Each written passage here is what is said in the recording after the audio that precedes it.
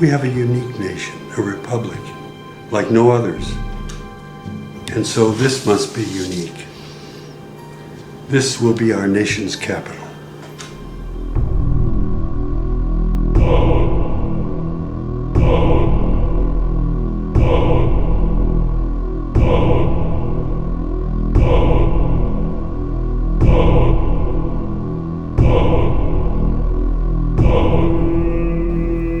Clearly, a lot of the designers and architects of Washington, D.C. were Masons, starting with George Washington himself, who was a guiding force. I do not believe that there are any secret plans or designs related to Freemasonry. Well, it was definitely designed according to Masonic principles. The streets are laid out that way. The buildings are laid out that way. Conspiracists are always looking under their bed for evidence that there is some vast conspiracy. Masons may very well say that they really aren't influential as far as Washington, D.C. is concerned, and yet the cornerstone was laid by Masons. You see in the inverted five-pointed star, which is the goat of Mendes, built into the streets of Washington, D.C. No, there are no satanic plans in the street plans of Washington, D.C. There is a pentagram to the north of the White House. But the streets don't actually connect to form a pentagram. This is geometry. It happens. No one could have that happen accidentally. The anti-Masons want to show that there is some demonic conspiracy. It's Baal worship. That's what you're involved in. That is what Masonry is based upon, the power of the dragon. In a word, hogwash. When you want to talk about symbols and what they mean, you really have to look at who's authored these symbols. With symbols, there are always multiple levels. Symbols reveal and they conceal. And that's why they're used and that's why they're so important. They reveal to those who have eyes to see and ears to hear. If I would have told you this 15 years ago, I might have gotten shot. When they're shooting at you, you know they're serious.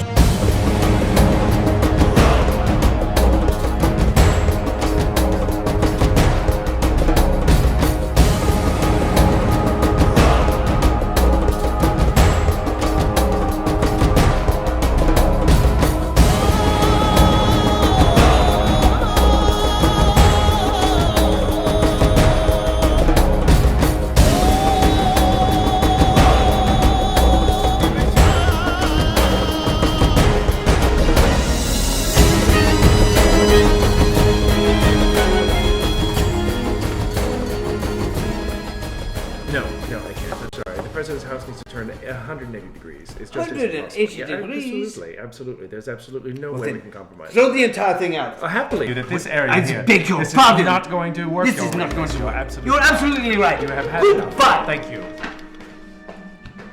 From its beginning, the design for Washington, D.C. has been a source of conflict and heated debate. George Washington, Thomas Jefferson, a temperamental French architect, a famous African American, and a mysterious surveyor would set in motion a project that would span the next 150 years, with no end of controversy in sight. But beyond debates at an internal level, the very layout of the city is continually under suspicion. Arcane symbols and mythological designs, both inside and outside government buildings, have caused many to wonder if the city somehow represents a hidden agenda.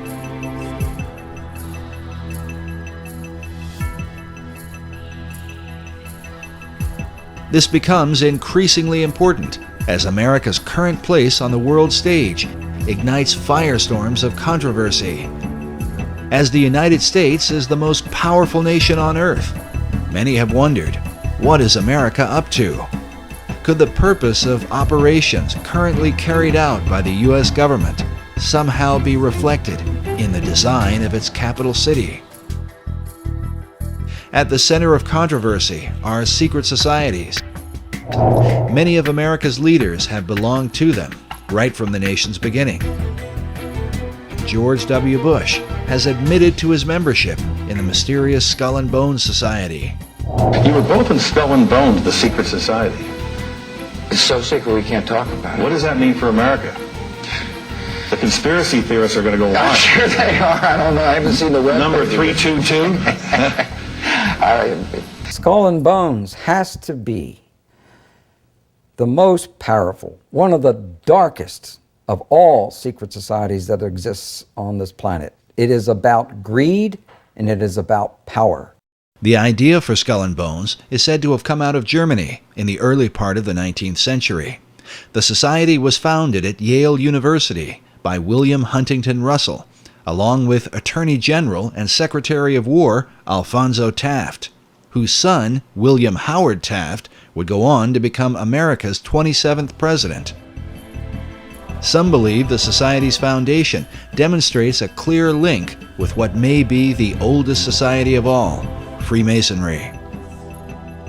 The Society is shown here in 1993, reenacting the laying of the cornerstone for the United States Capitol on the 200th anniversary of the event. Know all of you who hear me, we proclaim ourselves free and lawful Masons, true to the laws of our country, professing to revere God and to confer benefits upon mankind.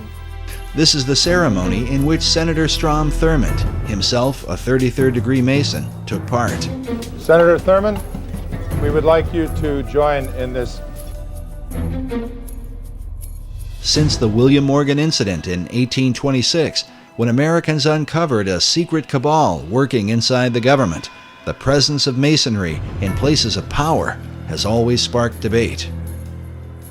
But their influence in American government is undeniable. This is the same Bible upon which Presidents Clinton, Bush, Carter, and George Washington were inaugurated president. Of America's 43 presidents, at least 15 are confirmed Masons, though some say the number is even greater. In addition to the Capitol, the Freemasons have laid the cornerstone for every major building in Washington, D.C.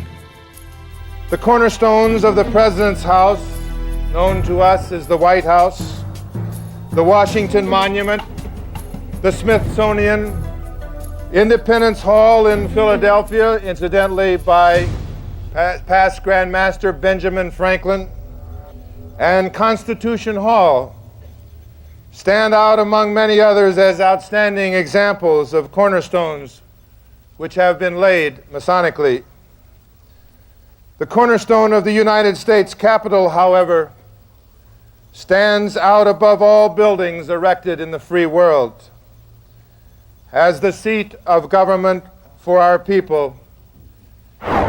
This bronze plaque, located inside the U.S. Capitol, marks the spot where the original cornerstone was laid by George Washington, the first American president and a Freemason. George Washington is probably the most famous Mason in the world. The George Washington Masonic Memorial is entirely dedicated to the idea of Washington as a Freemason. Now, we do know that Washington participated in the laying of the cornerstone of the United States Capitol as a Masonic ceremony, and he wore his regalia as a Master Mason. And he laid the cornerstone and performed the ceremony of laying the cornerstone. Washington's participation in the event was recorded by the newspaper of the time, the Columbian Mirror, which can still be obtained through the Library of Congress. Laying the cornerstones of buildings which serve mankind is one of the world's most ancient customs. The cornerstone laying ceremony predates Freemasonry, although its early symbolic purposes as a sacrifice to appease the gods or demons or whatever in prehistorical times. Of course, there's no application to why Freemasons do it. The corn, wine, and oil that we use for this are also ancient symbols.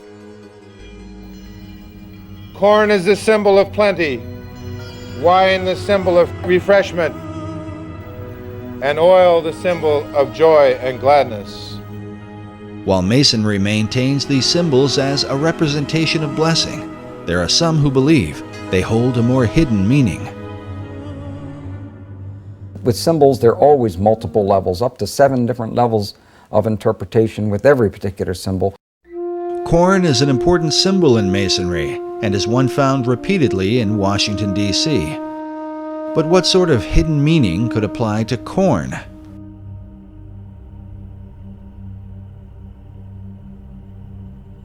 In Hebrew, the word for corn is Dagan, which became the name of a Babylonian god. Some believe the same god was adopted by the Phoenicians under the name Dagon. While Dagon was often worshipped as the fish god, he was also the god of corn. His son was known as Baal, who was often called the son of Dagan or the son of corn.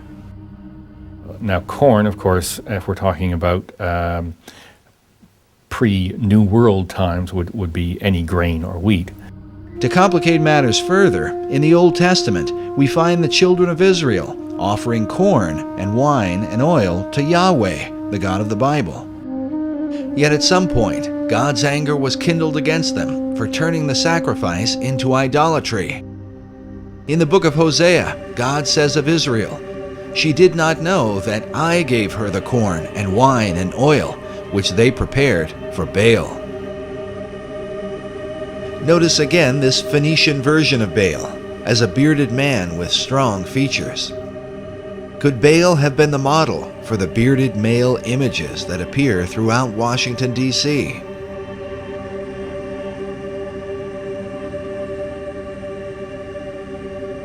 Take note of this image, with ears of corn carved into the hair.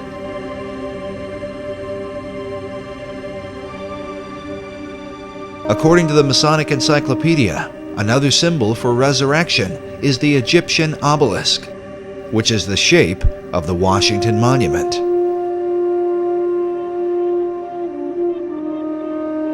The word obelisk is sometimes translated Baal's shaft or the shaft of Baal.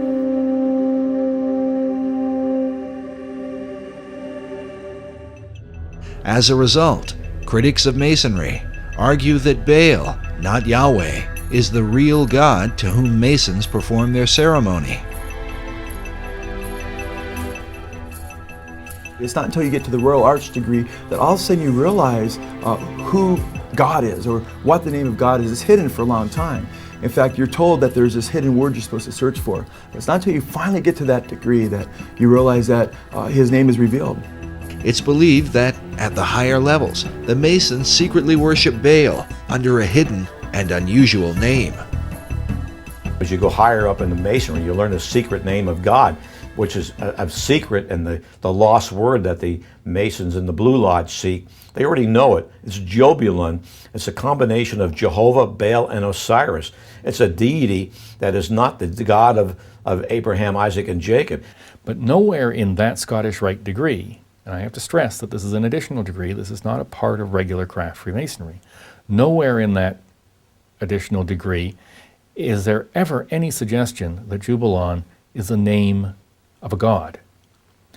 What it is a amalgam of three different words, which in ancient languages was the word for God. Coyle's Encyclopedia of Freemasonry, he admits on page 516 that Schnoebelen is basically a composite of three different names of different gods. Je, meaning Jehovah, or the Syriac name of God, as he says. And then Baal, or he says Bel, B-E-L, or Baal, he spells it B-A-A-L, how the Bible spells Baal or Baal, it's pronounced in Hebrew, which is the Canaanite god. And then he gives On for the Egyptian god, referencing, many Masons reference Osiris. And it's interesting because when you look at what he's said there, he's admitting that the Masonic name for God includes Baal or Baal. It's not intended to represent a god. Its only use in the ritual is as a password to gain entry to the lodge. It's a demonic god. It's Baal worship. That's what you're involved in. It is the word for God in three ancient languages, three ancient civilizations. And that's all it is. The Mason is actually worshiping Baal, Schnoebelen, Je-Baal-on, and Osiris, and just using the name of Jehovah, which is also wrong because God warns not to use His name in vain. Freemasonry is often attacked and accused of being a religion simply because it promotes a belief in God. But nowhere in the teachings of Freemasonry does it promote any specific attributes of God. See, belief in God is faith. Belief about God is religion. From a biblical Christian standpoint, and as a Christian, I have to really take issue with this, because there are many scriptures from Genesis to Revelation that condemn idolatry and worshiping other gods. In Freemasonry, to make it easy for men of all faiths to meet together, we use the expression great architect of the universe. Now that's not a name, that's a description. Much the same as grand geometrician is a description of an attribute of God. Grand geometrician or great architect refers to his attribute as the great creator. But men of all faiths can accept that description of their God. God warns about an admixture or a synergism or synchronistic view of mixing different gods with his name, and that's something he's very clear about that we're not to do. In fact, it's interesting, Baal or Baal is depicted in the New Testament by the Jews as well as Jesus. He's called the ruler of demons. It's another name for Satan. Most scholars agree that Baal became synonymous with the devil. Yet Masonry insists its view of God is without definition. For the Mason, the corn, wine, and oil ceremony might as easily be dedicated to Baal as to any other god. Nevertheless, the conflict between Masonry and its critics goes on. Freemasonry is rationalist and humanist. It is not superstitious, and it is not involved in the occult. A lot of Masons don't have a clue as to the fact that the Masonic God is basically Satan. I think that's supremely arrogant of anyone who's not a Mason to believe they know more about Freemasonry than a Mason does. May corn, wine, and oil, and all the necessaries of life abound among the people of the world. And may this building be continued and preserved to the latest ages. What do these things really signify? Could it be an occult ceremony representing some sort of demonic conspiracy, as some suggest? Or is it merely a harmless practice to honor an ancient tradition? To investigate these things, we first review the beliefs of the secret societies that came to America. It is clear that the arcane symbolism in Washington, D.C. begins with them.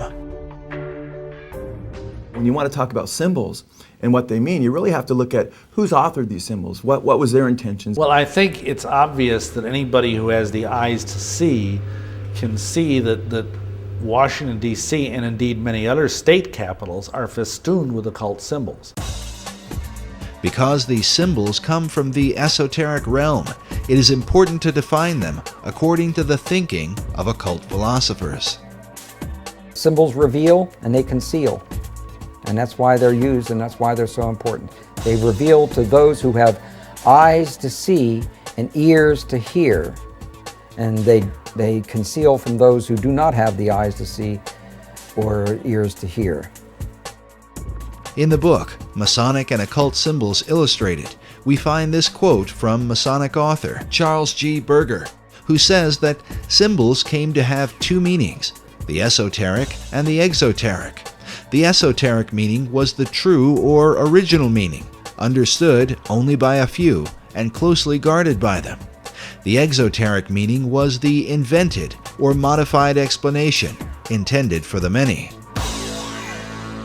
This practice dates back to ancient Egypt and is explained by Dr. Robert Hieronymus, a member of a secret society called Co-Masonry, and author of the book Founding Fathers, Secret Societies. As with all secret societies, you have levels, and if you're on the lower levels, you don't even know they're upper levels. They don't even tell you. You bump into it by accident or someone comes along. Now, in Scottish Rite, that's something different, because they know that there's a...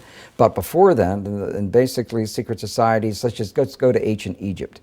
To the ancient Egyptians, the priest would tell the serfs, the guys that tilled the land, they would say, the sun is God, okay? And so they accepted that very low-level interpretation, all physical. That's not what the priest believed. What the priest believed, there was a second level. The priest believed that, nope, the physical sun is not the supreme being. It's the spirit which flows through the physical sun that is the supreme deity. However, there was another level, and the priests didn't even know it. It's those that were involved and elevated to if I would have told you this 15 years ago, I might have gotten shot. But this is now, I'm so glad now that this is easy to talk about. The third level, which is a higher level of understanding, said, nope, it's not, that's not the sun. The sun is not the supreme deity. Nope, yes, spiritual energies come through the sun. That's not what we're talking about. What we're talking about is the star Sirius. The dog star. The dog star, because the dog star was everything to the ancient Egyptians.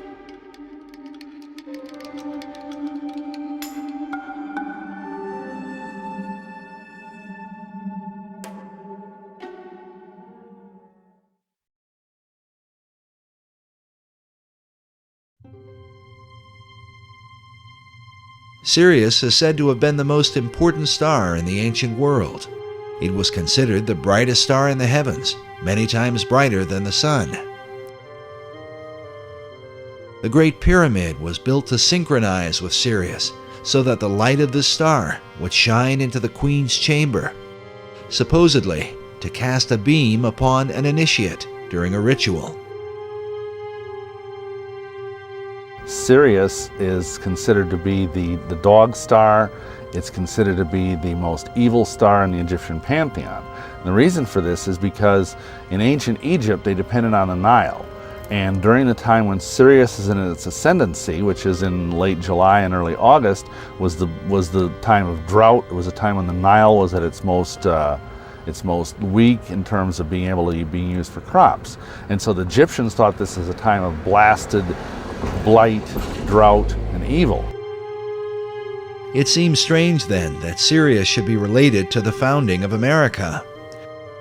According to Masonic author David Oveson, the Declaration of Independence was signed when the sun was in alignment with Sirius in July of 1776. It is, however, appropriate that Sirius should be related to the most Egyptian-styled icon in America's capital city, the Washington Monument. Oveson writes that in 1848, when the cornerstone of the Washington Monument was laid, the sun would have passed over Sirius. He goes on to say that in the course of the ceremonial, the star Sirius would have been seen on the eastern horizon. It would have been rising over the Capitol building to the east of the monument. The monument itself was originally designed by Freemason architect Robert Mills. Mills was trained by two fellow Masons, James Hoban, who designed the White House, and Benjamin Latrobe, who designed the U.S. Capitol. Mills' original design seemed to combine the whole pantheon of pagan mysteries, an Egyptian-style obelisk surrounded by a Roman colonnade with Greco-Roman-looking statues all around it. According to the original plan, the monument should have been built directly south of the White House. But as with every plan, things change. When they went to build it, and when they calculated what the weight of the monument was going to be, they determined that that precise spot, that the foundations and the bedrock at that precise location would not safely support the weight of the monument. As a result, the monument was shifted slightly to the east. While it is not in a perfect alignment with the White House, it would end up in a perfect north-south alignment with the Masonic House of the Temple, which was built some years later. The construction for the Washington Monument began on July 4, 1848, with the laying of the monument's cornerstone by Freemasonic President James K. Polk. The project itself would take over 30 years to complete, during which time funding for the project would be scarce, the American Civil War would take place, and many ideas about the monument would develop. When the aluminum capstone was finally set on December 6, 1884, the end result would be a much simpler and more Egyptian figure than was first envisioned.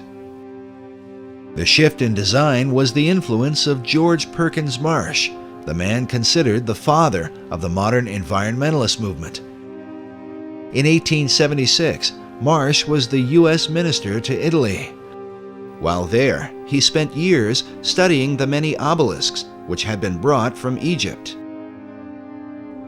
It was he who realized that the height of a traditional Egyptian obelisk was approximately 10 times the base, causing the plan for the Washington Monument to be reduced from 600 feet to 555 feet. As for the colonnade and statues planned by Mills, Marsh wrote, "Throw out all the gingerbread of the Mills design and keep only the obelisk." While a true obelisk is fashioned from a single block of stone, the Washington Monument is made up of many stones. The hope of the Washington Monument Society was that the structure would reflect the idea of, out of many, one.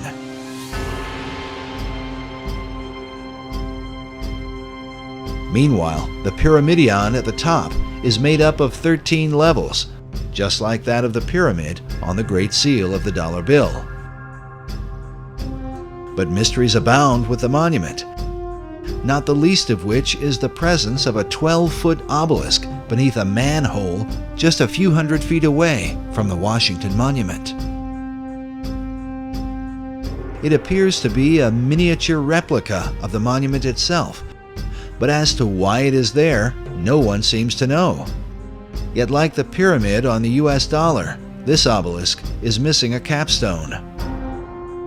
Meanwhile, Masonic author David Oveson is convinced that the Freemasons who signed the Declaration of Independence on July 4th and who laid the cornerstone for the Washington Monument on that same date would have been familiar with the rising of the Egyptian dog star Sirius, as it is an important symbol in Freemasonry. Interesting thing about all of Freemasonry is that symbolism is ultimately very important. They don't put a lodge in the east because it's a nice place and it looks good. They put it in the east. The masters have put it in the east, so because it's the rising sun. It's the rising sun. You're catching the energies of the light. As Dr. Hieronymus revealed earlier, the real light shining in the east for the Egyptians was not merely the sun, but the light of the dog star, Sirius, which some believe holds a more sinister implication. This dog star also has relations to the idea of modern-day ceremonial magic and modern-day masonry. This was especially true for 20th century occultist and Freemason Aleister Crowley, who openly practiced ceremonial magic and was a member of a secret order called the Order of the Silver Star. The Silver Star was a reference to Sirius.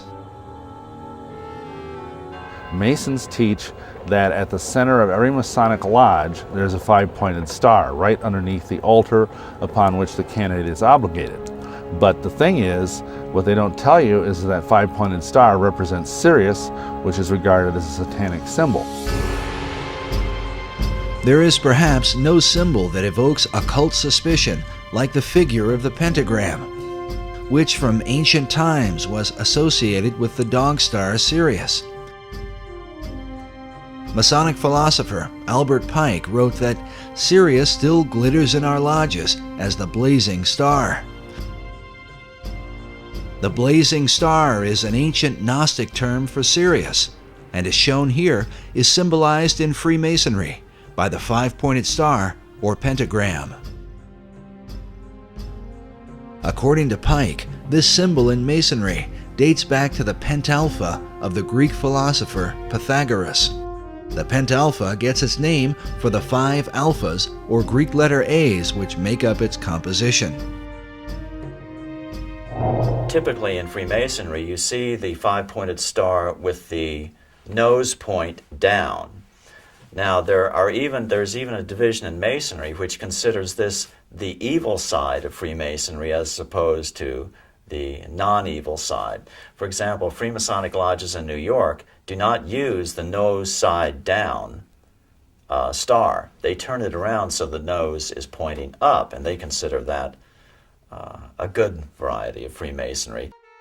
Here is an upright Masonic star, which is another type of the blazing star mentioned earlier. Some believe this representation of Sirius may be the origin of the 5-pointed stars which adorn the American flag, as well as the stars that adorn the Statue of Freedom on top of the U.S. Capitol.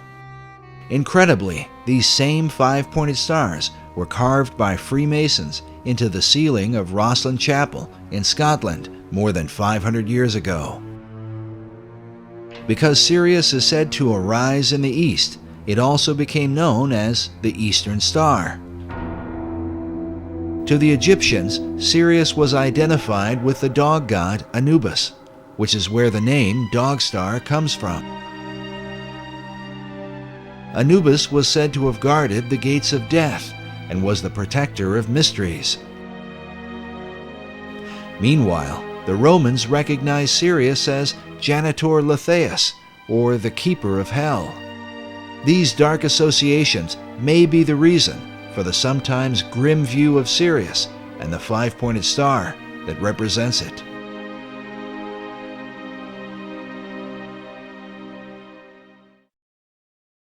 But Sirius was also associated with the Egyptian goddess Isis, and here, as we connect the dots, a more complete picture begins to emerge. For the Egyptians, the rising of Sirius in the east preceded the annual flooding of the Nile River, which for them was a magical event. It was also the time that the goddess Isis would appear and give birth to Horus, the divine child of the Egyptian Trinity. The all-seeing eye is also called the Eye of Horus, and in Freemasonry, Horus symbolizes the Masonic concept of a Christ. This is further represented by the hieroglyph used to denote Sirius. Notice the 3 symbols, an obelisk, a star, and a half circle. According to Egyptologists, the half circle is used to denote what is called the benben, or the capstone used atop the pyramids. Throughout all history, it has been said that the capstone to the Great Pyramid of Egypt has been missing, which is why the all-seeing eye of Horus floats in its place above the pyramid on the back of the dollar bill. According to occult philosophers, the light which illuminates the eye comes not from the sun, but from the dog star Sirius, as is demonstrated by this illustration of the blazing star of Masonry, centered by an all-seeing eye. As Robert Balville writes, in many esoteric traditions, the return of the capstone of the Great Pyramid will signal the return of the Great Initiate, which, according to many prophecies, signifies the return of the Christ.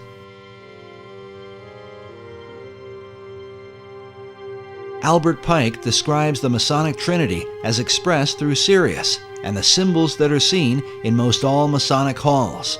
Notice this image with the sun on one side and the moon on the other, while the all-seeing eye sits in between with light blazing behind it.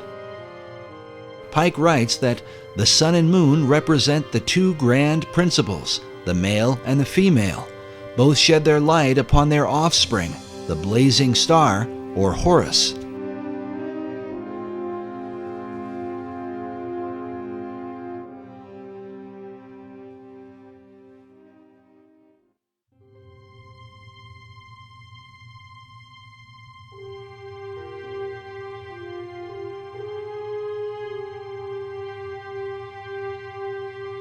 These philosophies have been known and practiced by secret societies for many centuries. As the evidence will show, designing cities as a reflection of occult tradition was not a new concept to the Founding Fathers, among whom the influence of Freemasonry seems undeniable. In fact, the 110th Congress of the United States on January 5, 2007, passed House Resolution number 33 to honor the Freemasons for their contribution throughout America's history. The number 33 is well known as the honorary degree of Scottish Rite Masonry. The House resolution read in part that the founding fathers of this great nation and signers of the Constitution most of whom were Freemasons. The Masons felt in the United States that they were forming a Masonic republic. The concept of a republic dates back to the Greek philosopher Plato. Plato's Republic. That's a utopian theme, and that whole thing runs through our philosophy and thinking among the humanists to this day. They still think they would like to introduce Plato's Republic. Think about it. Every socialist country that's gone socialist have always called themselves a republic for that very reason. It was Plato who likewise set down the earliest known record of ancient Atlantis. Centuries later, Sir Francis Bacon would set down the New Atlantis, a tale which some believe was meant to be a blueprint for the New World, one based upon the teachings of ancient philosophers. Bacon didn't invent this New Atlantis concept. He was merely the inheritor of it. He was probably the most articulate proponent of it ever in history, but it preceded him. Bacon believed that the American continent was in fact the site of ancient Atlantis, a concept held by teachers of esoteric wisdom even today. A New Atlantis really was just America anyway. The east coast of America, if you take a look at the maps by other clairvoyants who have studied Atlantis, indicates that the east coast of America was the west coast of Atlantis. This country, America, is the remnant of the ancient Atlantis, and so is very susceptible to much of the history of Atlantis, the energies of Atlantis, and some of the actions, for instance, the religion of Atlantis. According to esoterics, the religion of Atlantis was in fact the mystery school teachings that were embraced by the ancient philosophers. Yet it might be said that none have been as prolific on this subject as 20th century philosopher Manly P. Hall, who wrote such books as The Secret Destiny of America and America's Assignment with Destiny.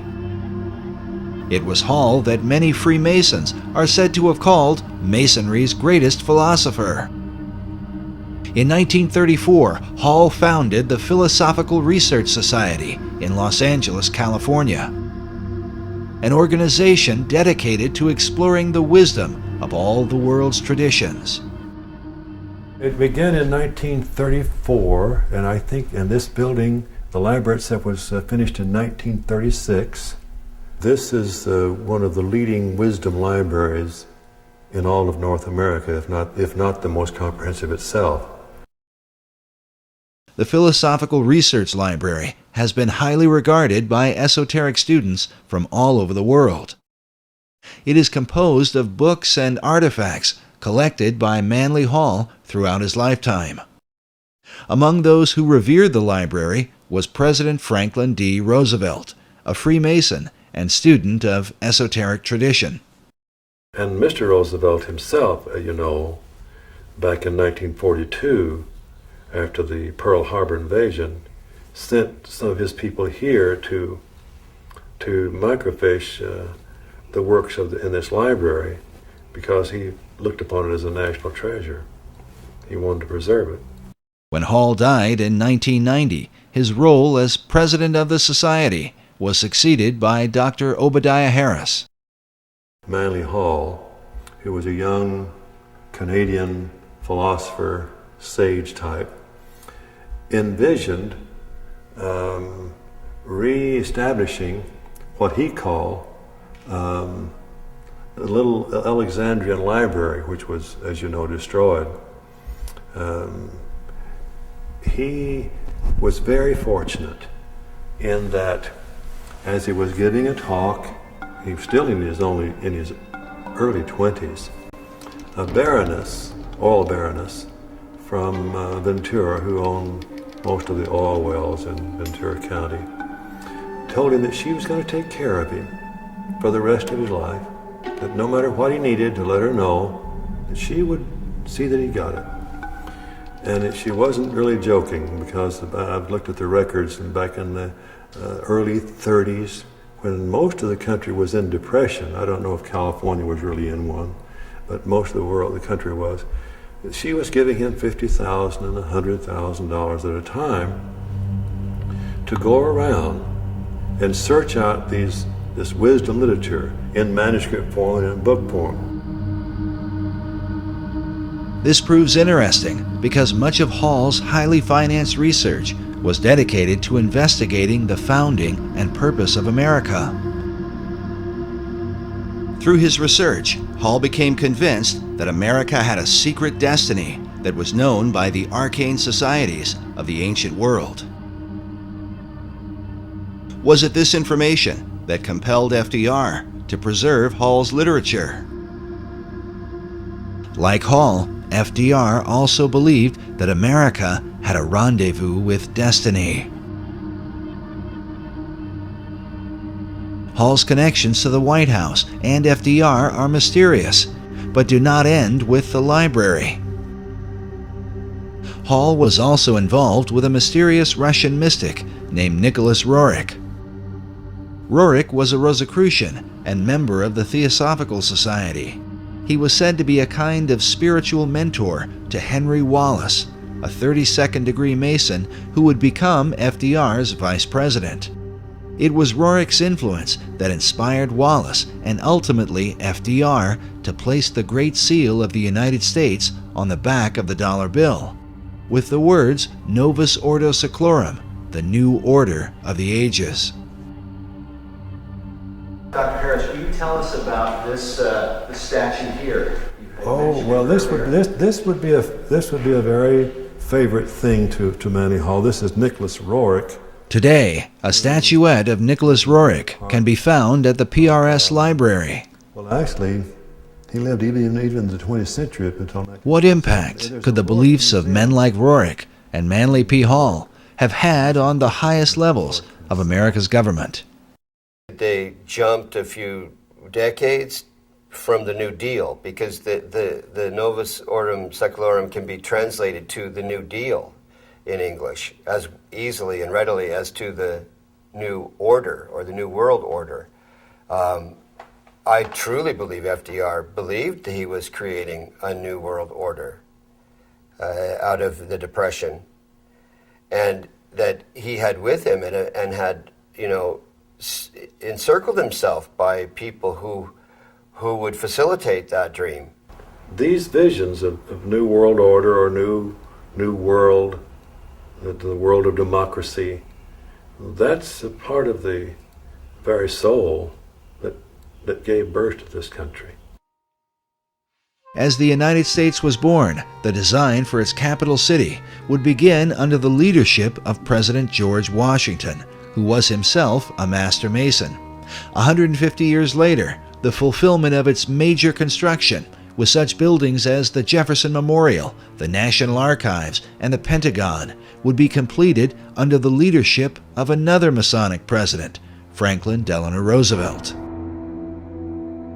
But was the city erected to represent the country's concept of liberty, or to reflect an ancient belief in America's destiny? According to Hall, Freemasonry plays a pivotal role in bringing forth this ancient plan. Manly P. Hall was a Freemason, wasn't he? Right, he was a 33rd degree Mason. He was really important as far as trying to figure out what the goals of Freemasonry are in this age. He gives you hints, just incredibly important hints at what they're all about at the root level, what it is they're really striving for, what is their core inner doctrine, which they really don't like much revealing to the rest of the world. According to Hall, one of the chief secrets of Masonry, handed down through the centuries, was the concept of democracy, which was said to be a threat to the kings and monarchs of the ancient world, who ruled by divine right. Yes, it had to be secret, because the idea of democracy was worse than heresy. It was treason. Nevertheless, these societies were determined to bring forth their great plan, no matter what the cost. In his book, The Secret Destiny of America, Manly P. Hall wrote that world democracy was the secret dream of the great classical philosophers, saying that the brilliant plan of the ancients has survived to our time, and it will continue to function until the great work is accomplished. Many researchers believe this great work is the secret behind the wars and rumors of war America has been involved in through the 20th century, right up to the present day. Could this plan of the ancients to establish a world democracy be the real hidden agenda of secret societies? And was this ancient plan echoed in the 2005 inaugural address given by President Bush? When our founders declared a new order of the ages, they were acting on an ancient hope that is meant to be fulfilled. The occult is working at the highest levels of our society, using the military and financial power of the United States to bring about this one world state. And the president has spoken openly about it, how the purpose of the United States is to bring democracy to the nations of the world. Where did this become the function of our nation, to bring democracy to the world? You only need to read the writings of Manly P. Hall, where he tells you that for 3,000 years, secret societies have been working to bring democracy to the world. You read President Bush's speech, before the Association on Democracy, the National Association on Democracy. He tells you for 2,500 years, people have been working to bring democracy to the world. Yet the ancient philosophers recognized that a true democracy could only be achieved by a society of perfected men. The perfected man would be comfortable in a true democracy. And probably a true democracy cannot emerge until there's enough of such human beings in the world that can take over the government of man. It will be that kind of leadership. It'll be like Plato's vision of the philosopher king, the man who has wisdom and the man who has power. Democracy has the occult promise of a fair world to live in.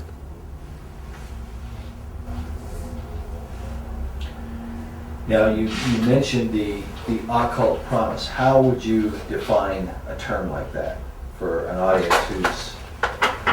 Well, probably define that term by saying that promise is... Can you explain the word occult? Well, it's obscure. It's hidden. Can you start by saying the word occult means? The word occult would mean hidden or obscure. Not visible to the normal eye. So an occult promise is something that is inherent, but only visible to those who have that inner vision. So a fair world is a kind of occult promise at the heart of democracy. Is that a better explanation? But is this occult promise part of America's Christian heritage? And if not, could this account for why the many symbols that adorn America's capital city come not from the Bible, but from the ancient mystery religion? And if America were really, truly a Christian nation, what would all of these mythological characters be in our city? Certainly the Christian influence was very strong. From the Christian point of view, we were formed as a Christian nation. But from the occultist point of view, and those associated with astrology and the ancient mystery religions, America was, of course, and Washington, D.C. was to represent their position. So you've had the two forces, in America ever since its formation. While it seems that most of America's leaders have upheld Christian ideals, their reason for doing so is often questioned. If they were Christians, why would they erect monuments to pagan gods and goddesses? And if they were pagans, why confess to Christian ideals? Manly Hall suggests the reason may have been one of self-preservation. He argues that because of the persecutions of organized religion in the Old World, The secret societies employed even greater methods of secrecy to protect their occult philosophies, making themselves sound as though their beliefs had to do with Christianity, which was the dominant belief in Europe, and eventually America. He says the pagan intellectuals reclothed their original ideas in a garment of Christian phraseology, but bestowed the keys of the symbolism only upon those duly initiated and bound to secrecy. It is for this reason that all secret societies have an initiation process whereby members are bound by blood oaths not to reveal the secrets of the order. A chief factor that contributes to confusion about the beliefs of America's founders is the presence of Rosicrucianism. The Rosicrucians are a mystical, arcane society that played a major role in the development of Freemasonry. The rose and cross, which symbolize the society, are also the source of its confusion. The rose is the symbol of secrecy and represents the pagan mystery religions, while the cross symbolizes Christianity. Rosicrucianism is when the two are combined. The Rosicrucians can write and speak about Jesus Christ, the cross, prayer, and the Bible. But with these things they combine elements of magic and the mystical philosophies of the ancient world. Because of this, one can begin to understand how a man like Charles Thomson could be famous for his English translation of the Old and New Testaments, and at the same time approve the design of the Great Seal for the United States, with the all-seeing eye of Horus floating over an Egyptian pyramid. Thomson was closely associated with a man named Peter Miller, a well-known 18th century Rosicrucian, and the leader of the Ephrata community in Ephrata, Pennsylvania. The Ephrata cloister is believed to have been the first esoteric settlement in the New World, with connections to some of the founding fathers, such as Benjamin Franklin and George Washington. The early Ephrata movement clearly held mystical beliefs, even driving stakes into doorways to ward off evil spirits. We now know for certain that they were Rosicrucians. It was Washington was close to these individuals, as well as Franklin and Washington and Jefferson. Benjamin Franklin even enlisted the aid of Peter Miller to translate the Declaration of Independence into a number of European languages and to inform the world of America's independence. The printing for these translations was done at the Ephrata cloister. Peter Miller would have been further connected to many of the founding fathers through the American Philosophical Society, founded originally by Benjamin Franklin in 1743. The Society's members included such prominent figures as Thomas Paine, Alexander Hamilton, Thomas Jefferson, the Marquis de Lafayette, George Washington, Charles Thomson, and of course, Peter Miller. Later members would also include such names as Charles Darwin and Thomas Edison. Franklin Society is thought to be directly related to the earlier concepts set forth by Sir Francis Bacon. According to Michael Howard in his book, The Occult Conspiracy, Franklin's American Philosophical Society was operated in the same tradition as the Royal Society in England, which was based on Sir Francis Bacon's Rosicrucian concept of the Invisible College. In the history of the Royal Society, they refer to the beginnings of the Royal Society came from a group of people who called themselves the Invisible College. The Royal Society was brought in after Bacon's day. In fact, Bacon had been dead, I think, about 50 or 60 years, and the Royal Society was then brought in. How it happened, I believe, was, well, in fact, it's documented so solidly that you can buy, there's a book written by Thomas Sprat, who was the first president of the Royal Society. So this goes back to the early 1700s, and he wrote a history on it. And he acknowledged there that Francis Bacon was the originator of the idea. The purpose of the Royal Society of London was to further Bacon's advancement of learning through scientific investigation. It is without question, however, that some of their work led to the metaphysical and the occult. And then we find that the Rosicrucians called themselves the Invisible Brotherhood, and the College of Rosicrucians was therefore, or was called by them, the Invisible College. A Rosicrucian influence can be clearly seen in some of America's symbols. For example, this image of a pelican feeding her young appears in Manly Hall's Secret Teachings of All Ages and is very common to Rosicrucianism and Freemasonry. Now notice the Great Seal for the state of Louisiana. This particular replica is found inside the inner corridors of the U.S. Capitol. The Temple Church in London is a well-known Knights Templar church. Here we can see that the golden rosy cross can be traced back to the mysterious knights. Now, notice the art surrounding this shrine. How a series of squares are shown with red and golden roses in the midst.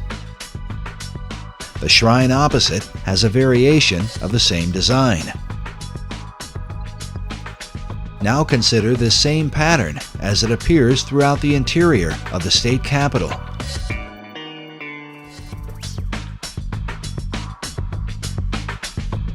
Inside the old Supreme Court room, and in various forms throughout the Library of Congress.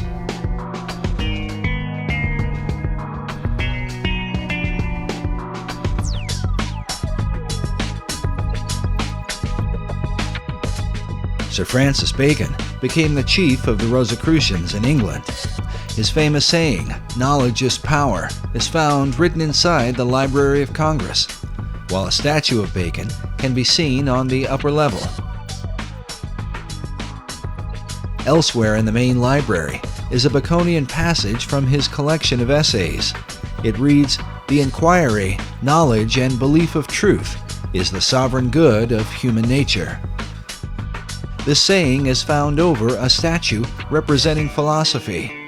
Could this be an indication that Baconian philosophy governs the New World concept? Bacon took his inspiration from the goddess Pallas Athena, known for her helmet of invisibility. Pallas Athena images also turn up throughout Washington, D.C.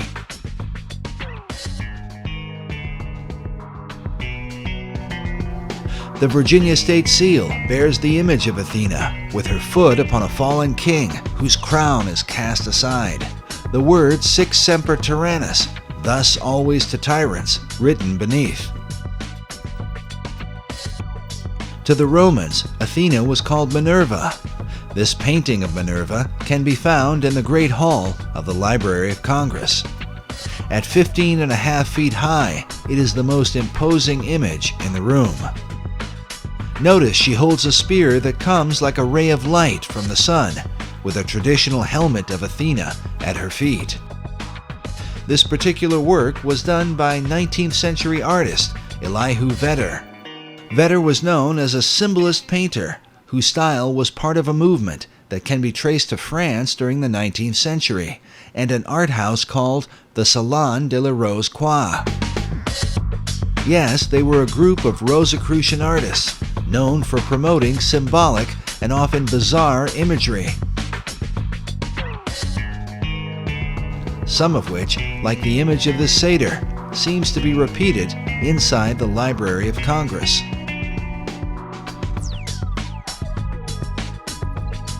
It's not clear if Vedder himself was a Rosicrucian, but one of his chief influences certainly was. William Butler Yeats was a prominent member of the Golden Dawn, a Rosicrucian secret society. Yeats, along with Irish mystic William Blake, are said to be two of Vedder's leading inspirations. Vedder's own occult themes are filled with haunting, esoteric imagery, like this work, which is called The Cup of Death. In addition to Minerva, Vedder was commissioned to do a series of paintings illustrating government, which can be found at the east end of the Great Hall in the Library of Congress. Now let's look again at this image from the Salon de la Rose Croix. It pictures Leonardo da Vinci on the right, dressed like Joseph of Arimathea, whom occultists believe was the original cupbearer for the Holy Grail. Beside him is Dante Alighieri, dressed as a Knight Templar. By now, most people are familiar with Da Vinci's arcane background thanks to Dan Brown's Da Vinci Code. Most are also familiar with Dante's Inferno, representing the many circles of hell. But according to Michael Howard, Dante was no ordinary writer. He was in fact a Rosicrucian Grand Master who wove Rosicrucian philosophies into his writings. Masonic philosopher Albert Pike wrote that it was Dante who first publicly expounded the symbol of the Rose Cross. Something partly seen in William Blake's sketch of Dante's Paradise, with a cross in the center. But now look at this drawing done by famed artist Gustave Doré. The title of Doré's illustration is, quote, "The saintly throng in the form of a rose." This statue of Dante, holding a copy of his Divine Comedy, is found in Meridian Hill Park in Washington, D.C. This is the same park that is said to have marked the sacred 77th meridian upon which Washington, D.C. was built.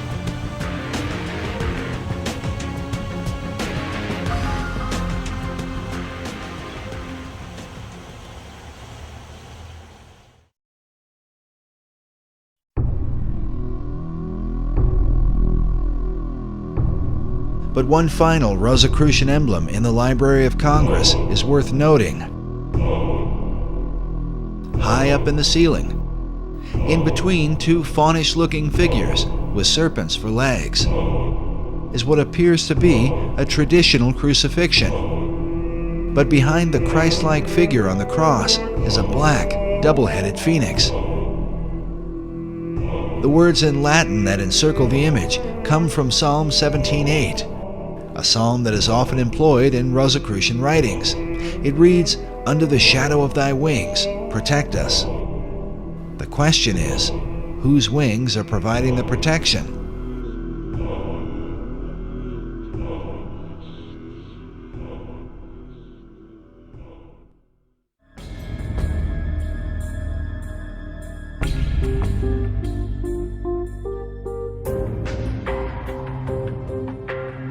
The Rosicrucians, like the Freemasons, follow a particular philosophy known as Hermeticism, which is directly related to how and why Washington, D.C. was built.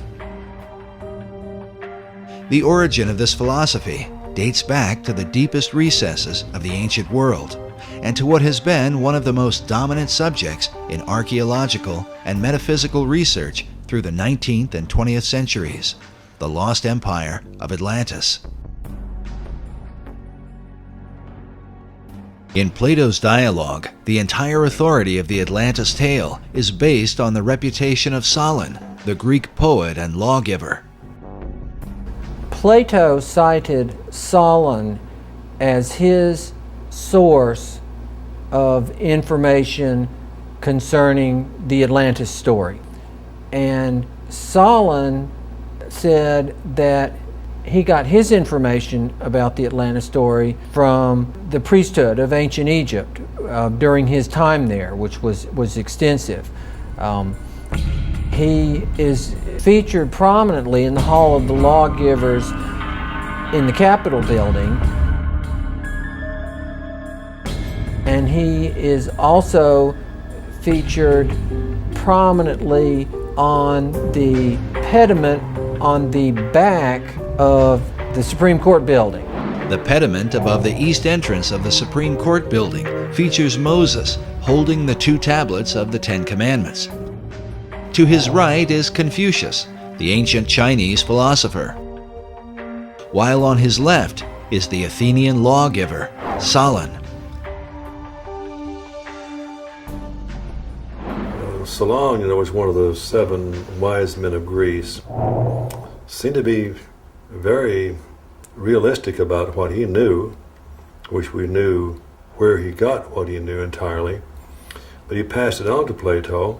So in the old Atlantis that was in legend, at least, although it seems like that Solon and Plato really believed it existed. Atlantis is significant to understanding the secret societies, as it is said that all the mysteries believed by them have their beginning in this ancient empire. Well, it's this concept that there is ancient, mysterious, magical knowledge, which we initiates only can provide to you, and goes back to the time of Atlantis. All knowledge, the power to heal, the power to destroy, godlike powers hidden within secret societies. The ancient mystery religion is said to have been carried in secret to preserve the teachings through the Dark Ages. It's believed the mysteries were adopted by the Knights Templar, who brought them back to Europe when they returned from the Crusades.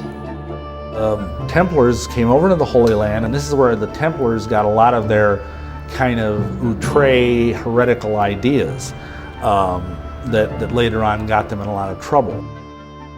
In England, the mysteries were adopted by men like Dr. John Dee, and later by Sir Francis Bacon. When Bacon sent his secret societies to the New World, the mysteries came with them.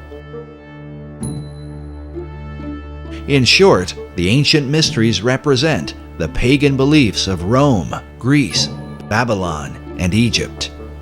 And before that, it's said to Enoch, who was the great initiate and king of Atlantis. And it said all the teachings come from Enoch. Enoch is mentioned in the book of Genesis, where it says that Enoch walked with God, and he was not, for God took him. The biblical Enoch was then adopted by the ancient occult philosophers, who transformed him into a synthesis of various pagan gods and wise men. According to Masonic historians, Enoch was later known as Hermes to the Greeks and Mercury to the Romans. Among the Egyptians, he was called Thoth, and the Book of Thoth is said to be a collection of his wisdom. Enough cannot be said about the esoteric version of Enoch. When Dr. John Dee made contact with angelic beings, they supposedly communicated a system of magic to him based on the Book of Enoch. Today, this system is widely practiced and is known as Enochian magic. Yet it is Enoch's identity as Hermes that seems most prevalent in the mysteries. And hence the term Hermetic. And supposedly there was this great, awesome teacher of occult lore who was known as Hermes Trismegistus, which means thrice greatest Hermes. And he produced this book that's called the Divine Poimander. And this is kind of like, if you will, a Bible of ancient occult lore. It was Hermes who was said to be the first to discover the zodiac and invented the art of communicating knowledge to the world. More importantly, Hermes taught men the craft of building cities.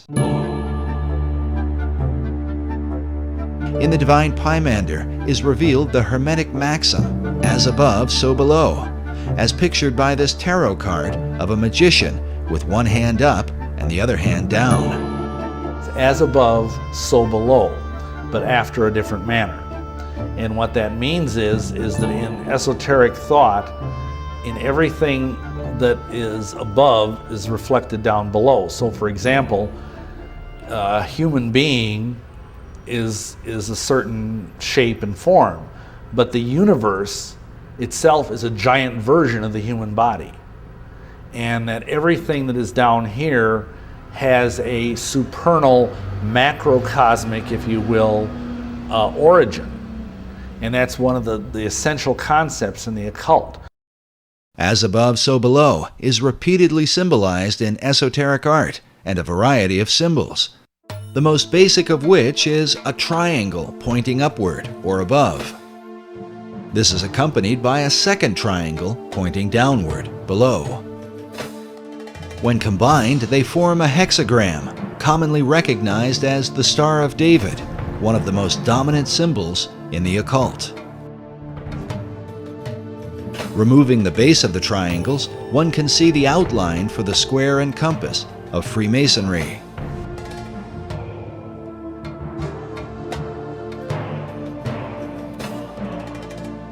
This next image shows what Manly Hall called the God of Reflections. He is called the Ancient One, perched over a pool of water that reflects his image. Notice also how the placement of his arms and the crown upon his head form two triangles like a Star of David, while on his chest is a Maltese cross positioned upward and then reflected again down below. Esoterics believe this same principle of reflection can be found in nature, with bodies of water providing a mirror as a picture of the Hermetic maxim. With this in mind, consider the placement of the reflecting pools in our nation's capital. Before the Washington Monument, the U.S. Capitol, the Lincoln Memorial, and the Supreme Court.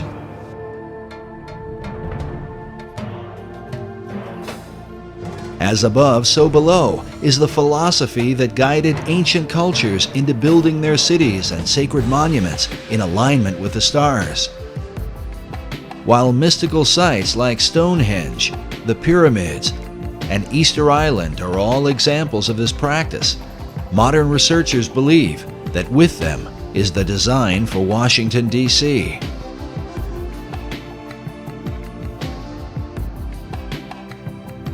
As above, so below. All those individuals that were involved in any type of architecture to the ancients, that philosophy, that dictum, especially in Freemasonry, was as above, so below. What you have in the heavens should reflect at a certain period of time that which is on the earth. So Washington, D.C., in my opinion, has some very strong, powerful spiritual energies because of the lining up of these buildings to various stars.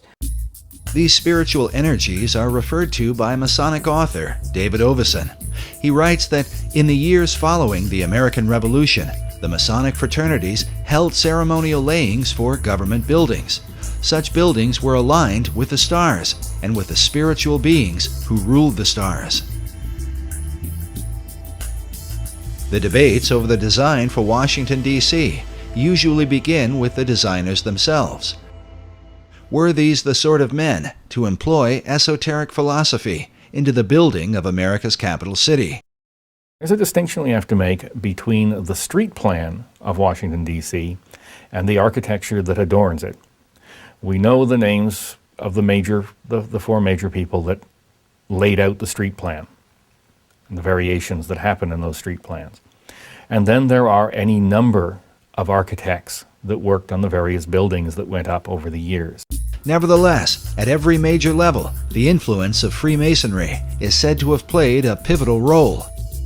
So much so that many researchers claim to see a Masonic square and compass in the street design itself.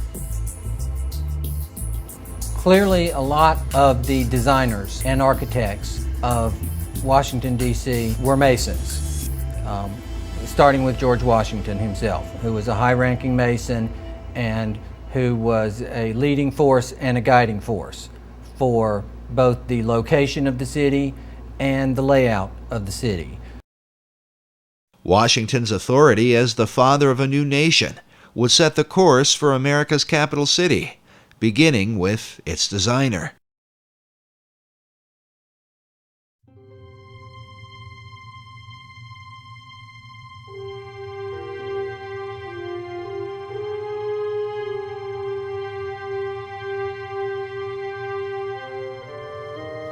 George Washington was still president during the time that the plan for the city was conceived. Washington had commissioned Major Pierre Charles L'Enfant to work out the initial street design. L'Enfant had come from France with the Marquis de Lafayette and served with Washington during the Revolutionary War as one of his officers. He was known as a temperamental Frenchman, sometimes difficult, if not impossible, to work with. He, as I understand it, felt very strongly about the plan that he developed for the street layout of the city. So much so that when minor changes were suggested, he became irate. Oh, absolutely not. No changes. No changes. But nonetheless, if you look at his original plan, which is of course available, you can see maps, his map, and it is very similar to the current layout of the city. L'Enfant insisted his original design be followed to the letter, something that would later lead to his dismissal from the project.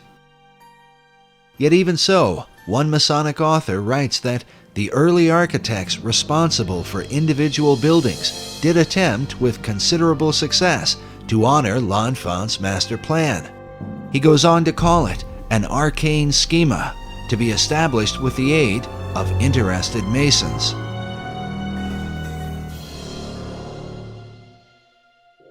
Yet in the planning stages, L'Enfant was particularly at odds with Thomas Jefferson. These guys had a terrible, they just did not get along. Jefferson, of course, was a very important part of the designing of Washington, D.C.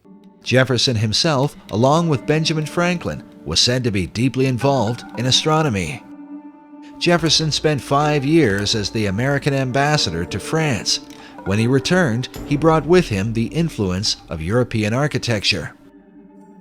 Along with Washington, Jefferson, and L'Enfant was Andrew Ellicott, the surveyor for the city, and Benjamin Banneker, his assistant. Banneker has been called the man who loved the stars. He was a freeborn African American who published a famous almanac on astronomy. His influence on the design of Washington, D.C. has been greatly disputed. Some believe that when Pierre L'Enfant was fired from the project, he took his designs with him. Good day, sir. L'Enfant! And that Benjamin Banneker was able to recreate the plan from his photographic memory later on. Others argue that copies of L'Enfant's design were still available, and that the unfinished elements were then added by the surveyor, Andrew Ellicott, a little-known figure who some believe was a Freemason. While mysteries abound about the specifics, one thing all of the designers and surveyors seemed to have in common was an interest in the esoteric elements that would compose Washington, D.C.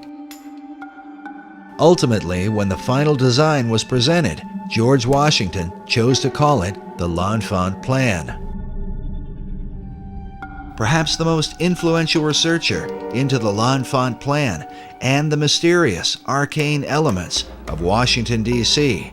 has been David Oveson, who wrote the book, The Secret Architecture of Our Nation's Capital.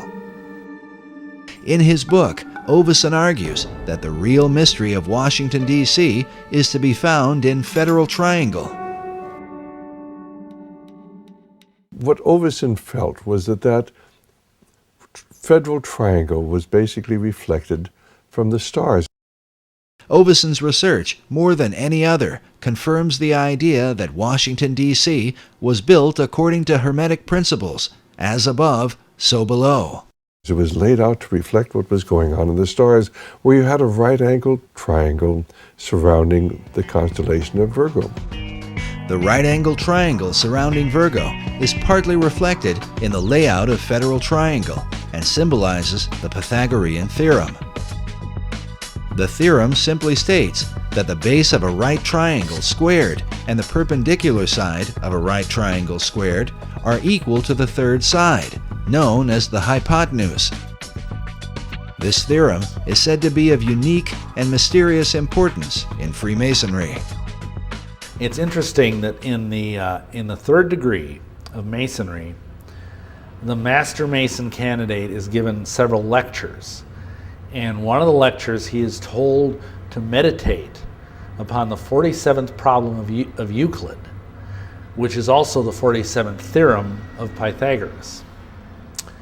And it's also known as the Pythagorean theorem.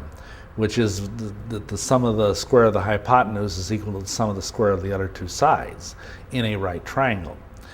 And of course, everybody goes, huh? You know, what's that got to do with anything? But it sounds really impressive. And of course, it's never explained. You have to go and look it up. You have to take the initiative and go into a Masonic library or a Scottish Rite library. Fortunately, there was a huge one in Milwaukee where I lived. And then you learn what they're being told. What they're being told is that, and again, symbols have different levels of meaning. And for example, the upright part of a right triangle symbolizes Baal. The horizontal part of the right triangle symbolizes the female, who is of course prostrate and passive. And the hypotenuse, which connects the two, that symbolizes the divine child that Baal and the goddess create. Baal and Astarte, Isis and Osiris, pick the name, they're all the same thing. They're trying to evoke the trinity, the pagan trinity of Baal or Osiris and Isis and Horus.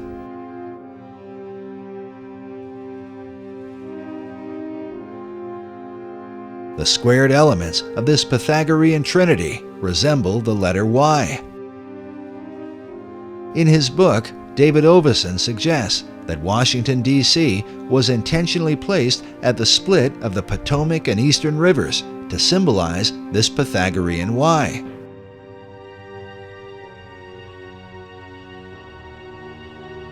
It was George Washington who outlined the 10 square mile parameter for the city, according to the cardinal directions.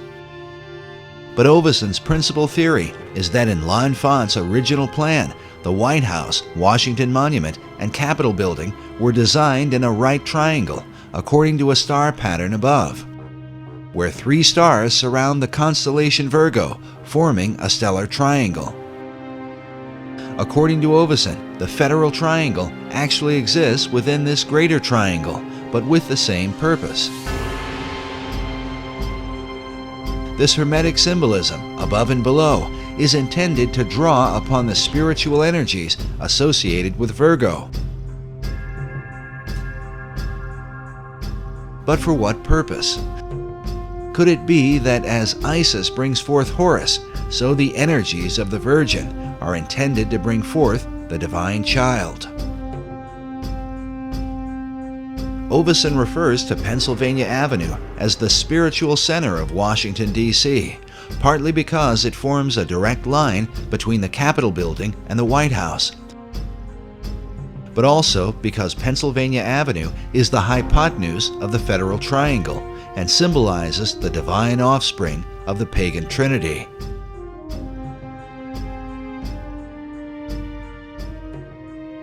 The divine child is supposed to be the, for lack of a better word, the New Age Messiah.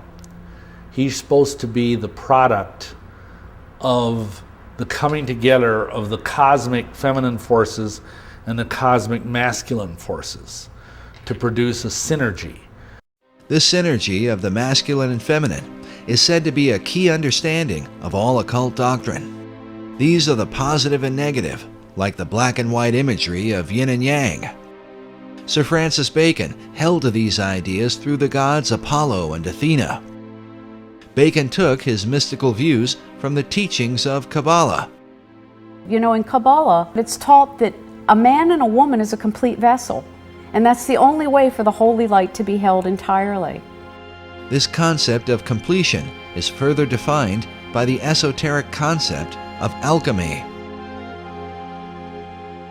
In Arabic, the term for chemistry is alchemia. In the European languages, that becomes alchemy, but it's an Arabic term that simply means the chemistry, the chemia, chemistry. Alchemy is like divine chemistry. You could use that as a term. It's about transformation.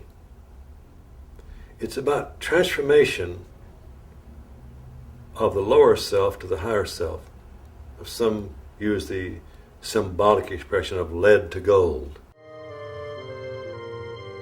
This divine chemistry is sometimes called the chemical marriage or wedding.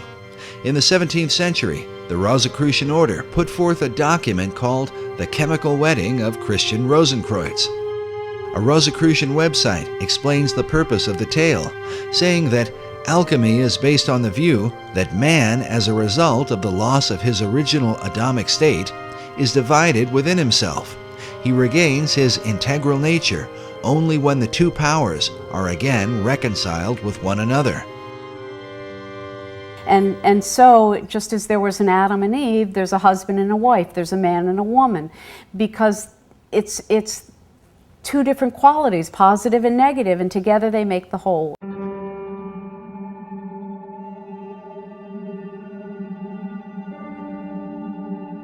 Throughout Washington, D.C., the alchemic and Pythagorean principle of the male and female seems to be repeated again and again.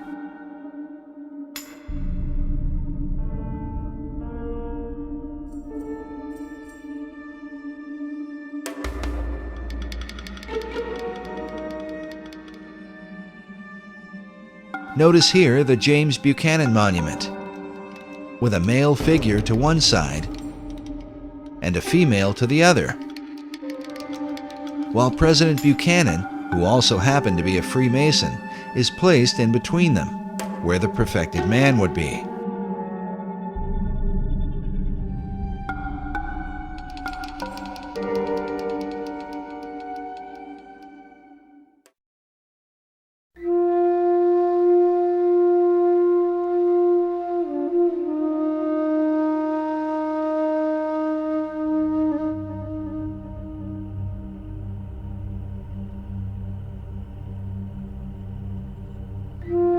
But perhaps the clearest single representation of this Pythagorean alchemical formula is the Boy Scout Memorial found on 15th Street between E Street and Constitution Avenue.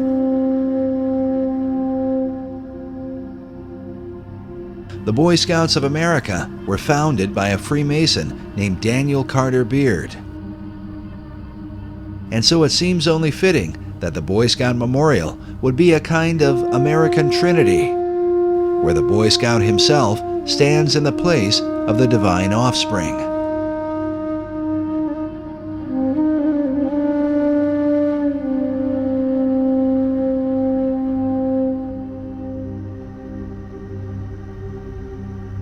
Yet esoterics argue that this divine offspring cannot come forth without help from above. Primary sources indicate, as Jefferson and other those who were involved with architecture, that you lined up the heavens with whatever you were creating, have it built at a certain time, and that would pull the spiritual energies and powers into that location. The idea of receiving help from heavenly powers was the ancient practice of alchemists, Rosicrucians, and those in pursuit of secret knowledge. But on Pennsylvania Avenue, the General Gordon Meade statue seems to clearly capture this idea. Meade was the Union general who defeated Robert E. Lee at the famous Battle of Gettysburg, sometimes called the bloodiest and most decisive battle of the Civil War. One that ultimately decided that the American states would remain united. Notice the general standing in the forward position with the golden standard of victory above his head, while behind him are a series of mythical god and goddess-looking figures, as if they might be powers and principalities from the heavenlies. In total, the statue seems to represent the idea that Meade was empowered by heavenly forces to accomplish what he did. But exactly what forces are these? And what power do they represent?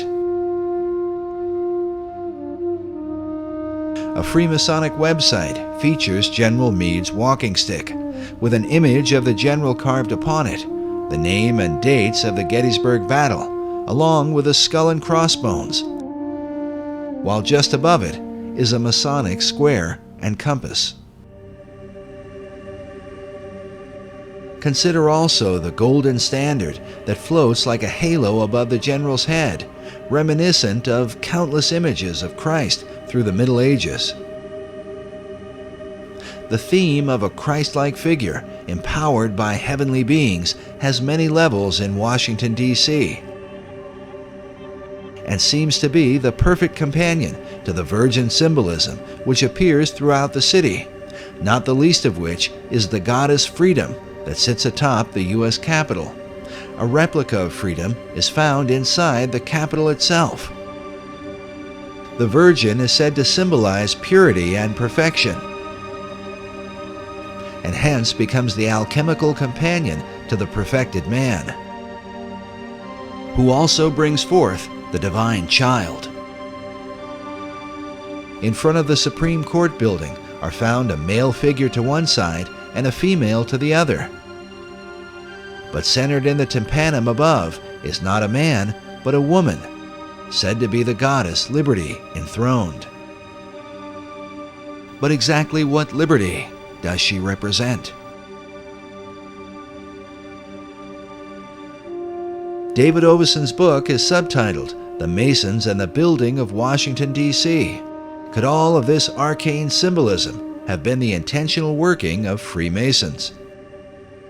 David Oveson seems to think so. The author declined to be interviewed on camera, but did grant us a phone interview, where he told us he felt his lengthy book was merely scratching the surface. We also learned from the Masonic headquarters in Washington, D.C., that since the book's publication, David Oveson has become a Freemason. But while many Masons are proud to say that America's Capitol is full of Masonic symbolism, not all of them agree.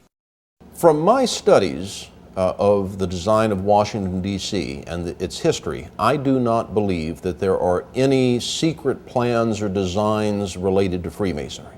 Dr. S. Brent Morris is an honorary 33rd degree Mason and the managing editor for the Scottish Rite Journal, Masonry's premier publication. His office is located inside the Masonic House of the Temple in Washington, D.C. Norman Vincent Peale, Harry Truman, Bob Dole, Gene Autry, John Philip Sousa, John Glenn. We know that he wore this medal. We're not sure that he wore it at the cornerstone. There is the apron that he wore. That apron is still in existence. So there he is laying the cornerstone. Now, while Dr. Morris is proud of Masonry's long heritage of prominent members, he disagrees with Oveson's notions of Masonic symbolism in stellar alignments and signs of the zodiac. Freemasonry uses the zodiac in only the most superficial way. They use it as an emblem to refer to the heavens. You can go to the National Academy of Sciences and you can see star maps representing the heavens. You can see in their mosaic floor, you can see designs of the gods and goddesses. And certainly if anyone in Washington is not influenced by astrology, it would be the National Academy of Sciences. Freemasonry uses the zodiac as a symbol for the sky, as a symbol for the heavens. We talk about the 7 liberal arts and sciences: grammar, rhetoric, logic, arithmetic, geometry, music, and astronomy. And the zodiac is often used to represent the science of astronomy. But there is no special Masonic importance assigned to the zodiac, no Masonic importance at all assigned to astrology. I don't put much stock in Oveson's theories. Dr. Morris is a prominent Masonic apologist. He's appeared several times on the History Channel and has written a number of books, including The Complete Idiot's Guide to Freemasonry. I wrote my book, The Complete Idiot's Guide to Freemasonry, because there is a growing interest in the Masonic fraternity. A great deal of this is caused by Dan Brown's recent book, The Da Vinci Code, and the anticipation that his next book is going to be about Freemasonry. Because of this growing public interest, I thought it was important to put a book, simple to read, that was factual and that addressed many of the accusations, the claims, the rumors about Freemasonry. Dr. Morris has even lectured at Canonbury Tower in London, the former home of Sir Francis Bacon, who is considered the first Grand Master of modern Masonry. Morris is highly respected by his brother Masons for his diligent defense of the craft. There are many theories out there about the influence of Freemasons on the United States. You can find websites that claim that all the signers of the Declaration, or 50 of the signers of the Declaration, were Masons, and that all or most of the signers of the Constitutions were Masons, and that the Great Seal of the United States is a secret Masonic emblem, and that the street plan of Washington, D.C. has Masonic emblems. And there are two groups of people that promote these ideas. The first group of people are the anti-Masons, the people that hate the Masons, that want to show that there is some evil, powerful, possibly demonic conspiracy that is guiding the United States. And the other group of people are the overeager Freemasons that want to promote the theory. Yet those who oppose Masonry are careful to point out that some of the overeager Freemasons have been among the most powerful men in America's history. Ed Decker is one of the leading Masonic critics and author of the book, The Dark Side of Freemasonry. Decker warns people about what he feels are the dangers of Masonry. Well, my background in Masonry comes from my family. We've been Masonic family for as long as I can go back to. I've traced it back to over 200 years of Masonic involvement, every male member of my family, as well as the women and the kids. And, you know, it went down from my grandfather, my great-grandfather, my great-great-grandfather, to my dad. Decker even claims to have been threatened by Masons when exposing their secrets in the past. I've been shot at, beat up, accosted, spit on, you name it. But when they're shooting at you, you know they're serious. My life has been threatened, been shot at a number of times. Praise God, I'm alive from that too. Decker believes that Freemasons use clever tactics and word games to cover up their influence in America's history and to hide the truth about their secret rituals.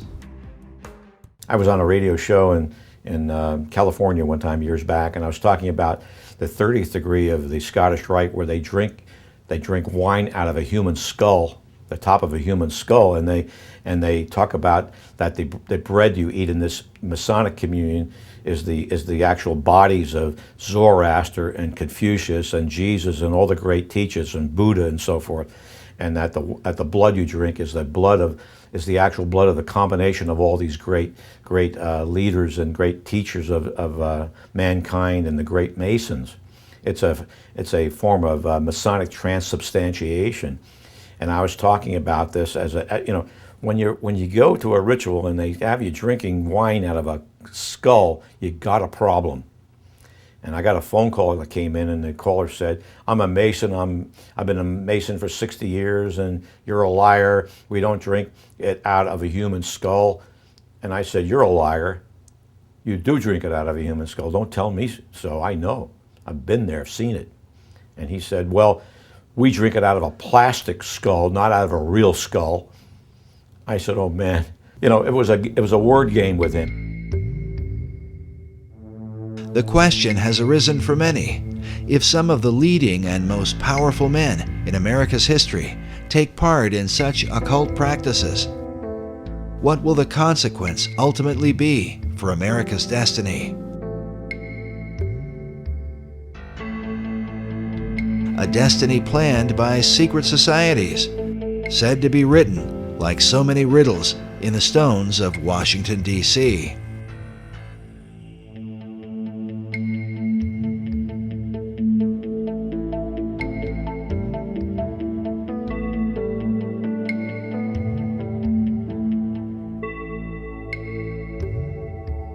A growing number of Masons reject the suggestion of a Masonic agenda in Washington, D.C. Among them is Trevor McEwen, the Grand Historian for the Masonic Lodge of British Columbia.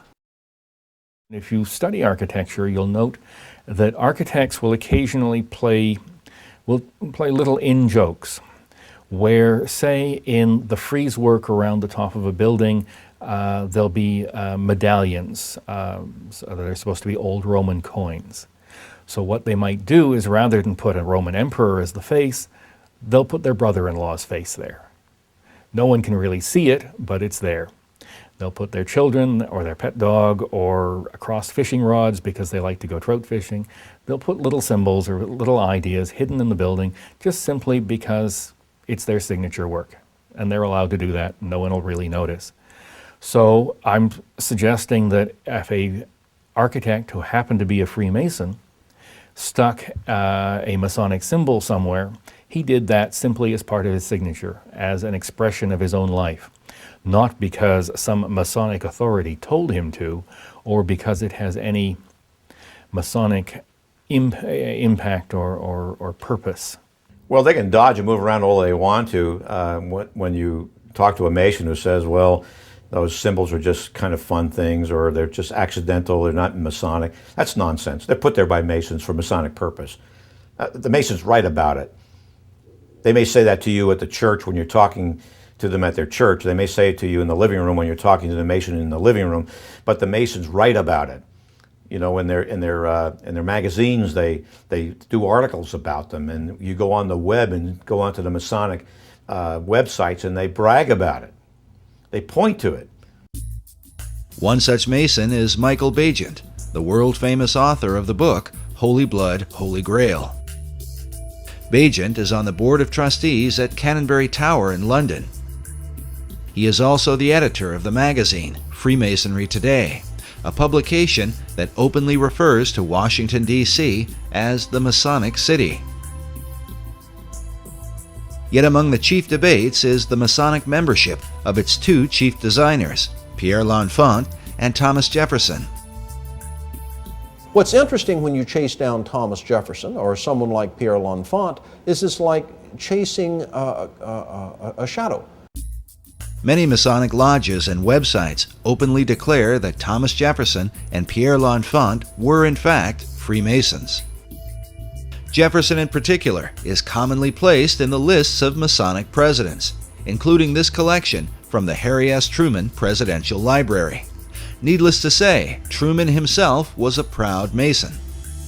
Some believe that modern Masonry denies the membership of Jefferson and L'Enfant to distance itself from the idea of a Masonic conspiracy in America's history. I mean, I can find you, it's on the internet, there were some Masonic editions of the Bible that list Masonic presidents, and Jefferson is listed. And so they say, aha, we know that Jefferson is a Mason, and you're trying to hide it because he was this awful deist, and you don't want to have an atheistic, non-Christian deist as one of your members. And the answer is no. The people that wrote the Bible, that wrote the supplementary pages for that edition of the Bible, made a mistake. The only way to prove anyone is a Freemason is to have their initiation records. His certainly are missing. Some have argued that Jefferson and L'Enfant might have been initiated into Masonry during their time in France. In Paris, the Lodge of the Nine Sisters was a famous French lodge, whose members included Benjamin Franklin, John Paul Jones, and the Marquis de Lafayette. Jefferson and L'Enfant would have certainly been in familiar company. It's possible for Pierre L'Enfant, as well as Thomas Jefferson, to have belonged to a French Masonic lodge or possibly another Masonic lodge on the continent of Europe. Jefferson was ambassador to France. L'Enfant was himself a Frenchman. Perhaps they belonged to a French lodge. Perhaps the records were lost during the French Revolution or at some other time. Perhaps they also were visited by space aliens and taken to Area 51 in New Mexico and then flown back to their homes. That's a possibility also. In stark contrast to Dr. Morris's view, Michael Bagent, in his Freemasonry Today, openly refers to Pierre L'Enfant and Thomas Jefferson as Freemasons, as do many Masonic lodges even to this day. Similar opposing views also exist on the writings of men like David Oveson. Oveson is not writing an anti-Masonic book. Oveson, in the main, has good things to say about Masonry. He's talking about how the builders and the founders of this nation were Freemasons. So, of course, that's going to ring sympathetic bells with any other Freemason. Among those whose sympathetic bells seem to have been rung is C. Fred Kleinknecht, the former Sovereign Grand Commander of the ancient and accepted Scottish Rite, an office believed by many to be the most powerful Masonic office in the United States. Kleinknecht is pictured here next to President Ronald Reagan, when Reagan was made an honorary 33rd degree Mason. This becomes significant when one considers that Kleinknecht wrote the foreword to David Oveson's book. He begins with the words, "As above, so below," saying these words, attributed to Hermes Trismegistus, lie at the heart of the Western esoteric tradition. He later refers to the work as a fascinating and well-researched book. We asked Dr. Morris to comment. Brother Kleinknecht was the one who hired me to work at the Supreme Council as the managing editor of the Scottish Rite Journal. I've known him for over 20 years. I admire him as a Mason, as an administrator. I'm quite impressed at what he's accomplished. We don't happen to see eye to eye on that historical interpretation. But again, I think the important thing is he emphasizes in his introduction or his foreword that Oveson may have found an explanation. He doesn't say it is the explanation. Certainly it's an intriguing explanation, but I don't think that there is any historical basis to it.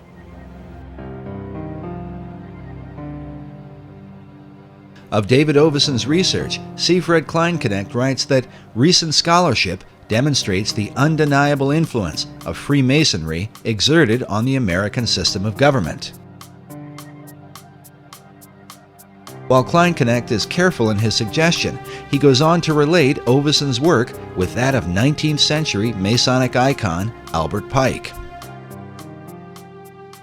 Albert Pike is the father, really the father of American Freemasonry. I don't know of a greater authority on Scottish Rite Masonry than Albert Pike because he authored it. He's the one who wrote Scottish Rite Masonry, the 32 degrees. Albert Pike, in his ritual research, suggests that the ceiling of Masonic lodges should be painted with symbolic constellations. In the foreword to Oveson's book, Kleinknecht comments on Pike's suggestion for a ceiling design. He says, "The astonishing thing is that Pike's ceiling design reflects precisely the same mysteries observed by David Oveson in this book." Albert Pike was one of the most prominent 19th century Freemasons. He joined the fraternity, I believe, in 1859, just before the Civil War. He was a scholar of ancient languages, was very familiar with what we would call comparative religion today, and he was given the task by the Supreme Council for the Southern Jurisdiction to rewrite their rituals. And this he did just before the Civil War, and then after the Civil War, he was elected Grand Commander of the Southern Jurisdiction, and he served in that position until his death in, I think, 1891. Pike held the office of Sovereign Grand Commander for the Southern Jurisdiction, which is based in Washington, D.C. This is the same office that would be later held by C. Fred Kleinknecht. Albert Pike's great contribution to the Scottish Rite is his book, Morals and Dogma of the Ancient and Accepted Scottish Rite of Freemasonry. On the title page it reads, "Esoteric Book for Scottish Rite use only, to be returned upon withdrawal or death of recipient." It's given to the new Masons after they've gone through a series of stuff. Then they're given a copy of Albert Pike's book. Pike declared that the true definition of Freemasonry is an advance toward the light.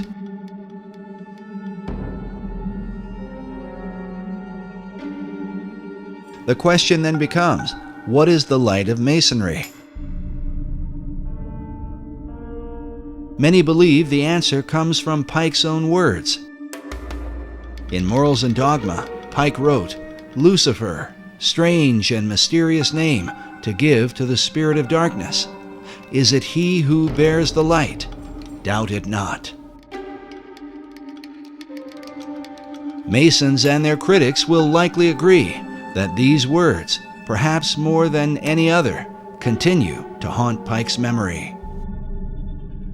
But Albert Pike was not the only Mason to speak of such things. Manly Hall, in his book, The The Lost Keys of Freemasonry, wrote that when the Mason learns the mystery of his craft, the seething energies of Lucifer are in his hands. This is another bust that was done by Mr. Hall of a man he had a great affinity for, which was Albert Pike, one of the great Freemasons of the world. A statue of Albert Pike is located at 3rd and D Streets in downtown Washington, D.C. It was erected by Freemasons in 1901 through an act of Congress. Pike is shown with a maiden beneath him, bearing the standard of the Scottish Rite. More than a century after his death, Albert Pike continues as an important and controversial figure in America's capital. Not only does his statue remain, but he is the central focus of one of Washington, D.C.'s most unique buildings, the Masonic House of the Temple, the headquarters for the ancient and accepted Scottish Rite of Freemasonry. The building was designed by 20th century architect John Russell Pope, who modeled it after the mausoleum at Halicarnassus, one of the 7 wonders of the ancient world. Pope himself was not a Freemason, so he relied upon the esoteric knowledge of Elliott Woods, a 32nd degree Mason who was the architect of the United States Capitol at the time. The top of the temple is shaped like a step pyramid that some believe parallels the truncated pyramid on the back of the dollar bill. If you count the courses of masonry on the pyramid, you'll see it has 13 courses of masonry, and that corresponds to the 13 steps on the pyramid that is the roof of the House of the Temple.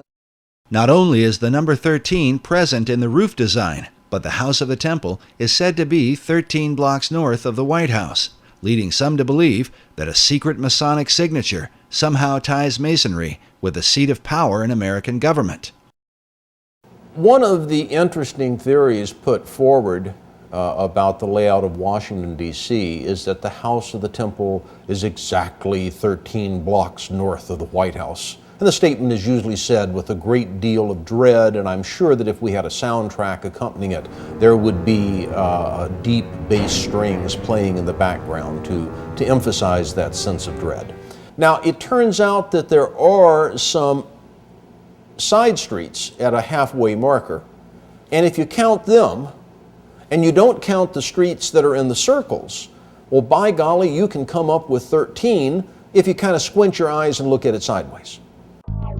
Using a simple map, 13 individual cross streets can be identified between the White House and the House of the Temple, located on the south side of S Street. Dr. Morris's contention, however, is that if one counts the 2 streets that cross Scott's Circle, rather than only the street that runs between them, it would not amount to 13 blocks. Yet even prominent publications, such as U.S. News and World Report, have written that the Masonic House of the Temple is about 13 blocks north of the White House. But superstition about 13 seems ingrained in American culture. Even our modern elevators specifically avoid the number. It's said that President Franklin Roosevelt would invite his secretary to dinner to keep from having 13 people at the table, and would avoid going out on the 13th of each month. Yet it would seem that FDR was not so troubled about the appearance of 13 on the Great Seal of the dollar bill. 13 leaves in the olive branches, 13 bars and stripes in the shield, 13 feathers in the tail of the eagle, 13 arrows clutched in its talons, 13 letters in the phrase E pluribus unum on the ribbon, 13 stars in the hexagram above the eagle's head, the 13 levels to the pyramid, and 13 letters in the phrase Annuit Coeptus, said to mean God has prospered. When French architect Pierre L'Enfant laid out the design for Washington, D.C., David Oveson tells us he planned for 13 approximate straight lines of avenues for the city. But what does 13 mean in the occult? First, let us consider how those who are involved with mysticism look at numbers. William Wynne Westcott, a well-known Freemason and one of the co-founders of the Hermetic Order of the Golden Dawn, explains that the followers of Pythagoras referred every object, planet, man, idea, and essence to some number or other. The numerals of Pythagoras were hieroglyphic symbols, by means whereof he explained all ideas concerning the nature of things. He goes on to say that all systems of religious mysticism are based on numerals. Some believe the phobia about 13 comes from the Last Supper, where supposedly Judas Iscariot was the 13th person to arrive and then later betray Christ. Kabbalists say 13 represents man's ability to go beyond the zodiac, to ascend above the stars of heaven. With this in mind, consider this phrase inside the Library of Congress: "Too low they build, who build beneath the stars." For Kabbalists, the number 13 is not unlucky, but refers to their concept of God. The word Shekinah represents the manifestation of God's glory. It is taught that the Shekinah glory of God shone in Solomon's temple when it was first dedicated.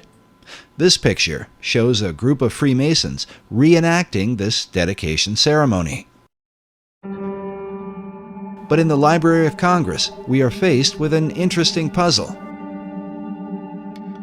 as we find these words painted on the wall: "The true Shekinah is man."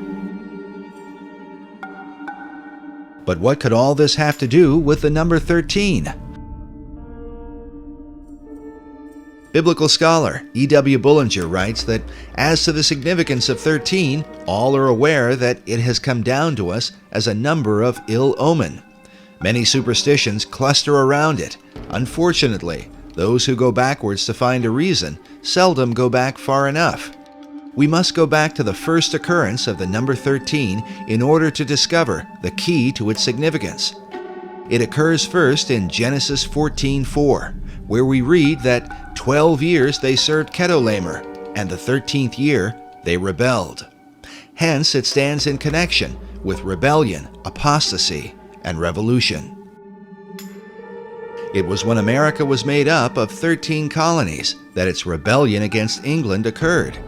Was this just a coincidence, or the intentional working of the Freemasons who launched the Boston Tea Party? An event commemorated here on the ceiling of the Capitol building. Nearby is an illustration which had originally been designed by Benjamin Franklin. Franklin himself was a master mason and the head of several lodges in America and Europe.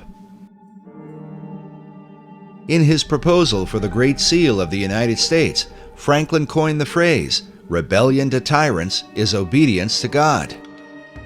In this illustration, Franklin chose to represent the early colonies in the form of a serpent, divided into 13 sections, with the words "join or die" in the midst.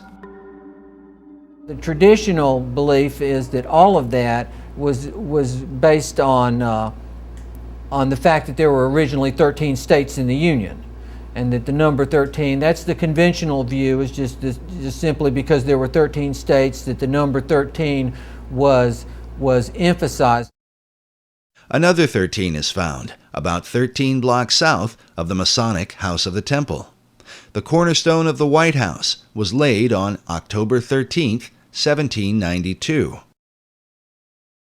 The architect for the White House was an Irishman named James Hoban, who took his design from Leinster House in Ireland.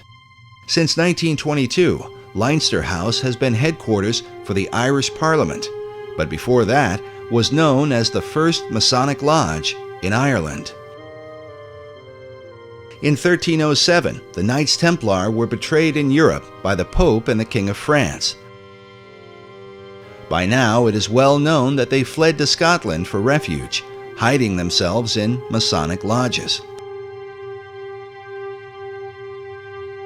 Yet according to 18th century Masonic author Baron Karl von Hunt, certain Templar leaders made their way to Ireland before they reorganized and formed their well-known power base in Scotland.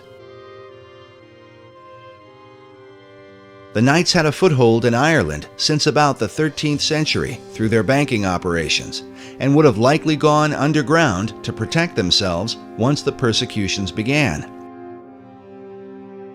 What we do know is that centuries passed, and in time, Leinster House became the birthplace of Irish Freemasonry, with obvious connections to the Knights Templar. Leinster House was once called Kilwinning Lodge No. 75, or the High Knights Templar of Ireland. James Hoban, the architect for the White House, was himself an Irish Freemason. But the White House cornerstone bears a further Templar twist. The Charleston City Gazette reported that the date recorded by the Freemasons for laying the first stone read, the 13th day of October, 1792, in the 17th year of the independence of the United States of America. It just so happens that October 13th, 1792, was the 485th anniversary of Black Friday, Friday the 13th, when the Knights Templar were overthrown in Europe. The numbers 4, 8, and 5 equal 17 for the 17th year of America's independence.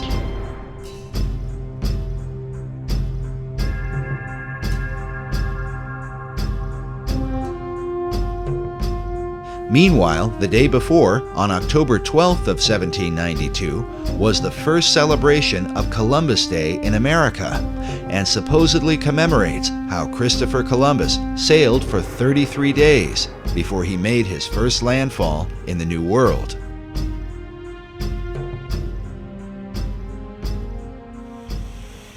A statue honoring Christopher Columbus is found outside Union Station in Washington, D.C.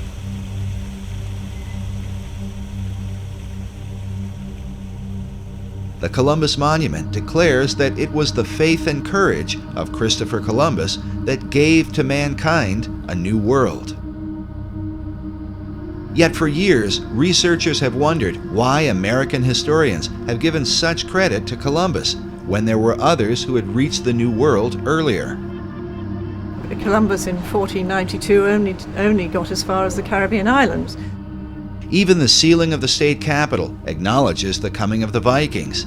Historians argue that Leif Erikson made it to the New World some 500 years before Columbus. You do have history. You just don't recognize it. Or could it be that the recognition is intended to represent something else? After all, when Columbus sailed the ocean blue, he did so with sails bearing a red cross on a white background, the symbol of the Knights Templar. These same ships are found painted on the interior ceiling of the U.S. Capitol. When they were arrested, the Templars were accused of devil worship, a charge that has been a point of controversy to this day. Many hundreds of knights were captured, they were tortured, and that makes a lot of their confessions rather suspect. However, I think the old saying is where there's smoke, there's fire. And it is interesting that in England, the Templar Knights were not tortured. They were interrogated, but they weren't tortured because that was against the law in England. And some things do emerge. One is that they do seem to have been required as part of their ordeal, their initiatic ordeal, if you will, to trample on the cross and spit on the cross.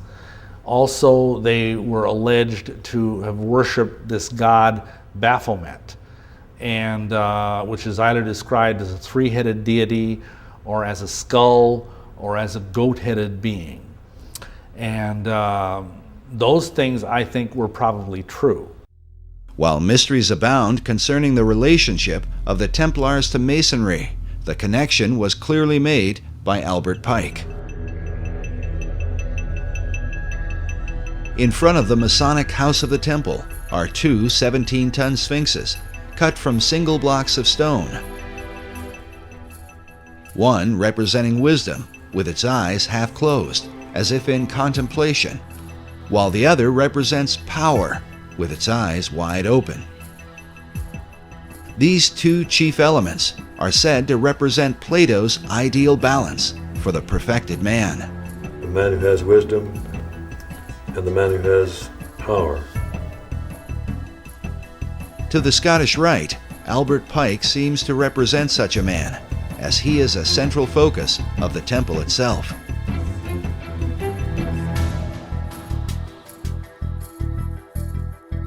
A bust of Pike is featured at the top of a stone altar in the main hall. Next to it are Pike's own words: "What we have done for ourselves alone dies with us. What we have done for others and the world remains and is immortal." But exactly what immortal works Pike did for others and the world remains an issue of constant debate among critics of Masonry. Albert Pike is a favorite whipping boy of conspiracists. Like the Templars who came before him, Pike's real beliefs are often questioned, and with him, the beliefs of Masonry. Albert Pike was a Luciferian. Literally, Luciferianism is the core, the center core of Freemasonry. Pike's body is buried inside the temple itself, with this stained glass memoriam, next to a bust of his likeness. And they revered him so much that they actually dug him up and buried him in a wall underground. And you go to the house of the temple and there's an actual room dedicated to Albert Pike.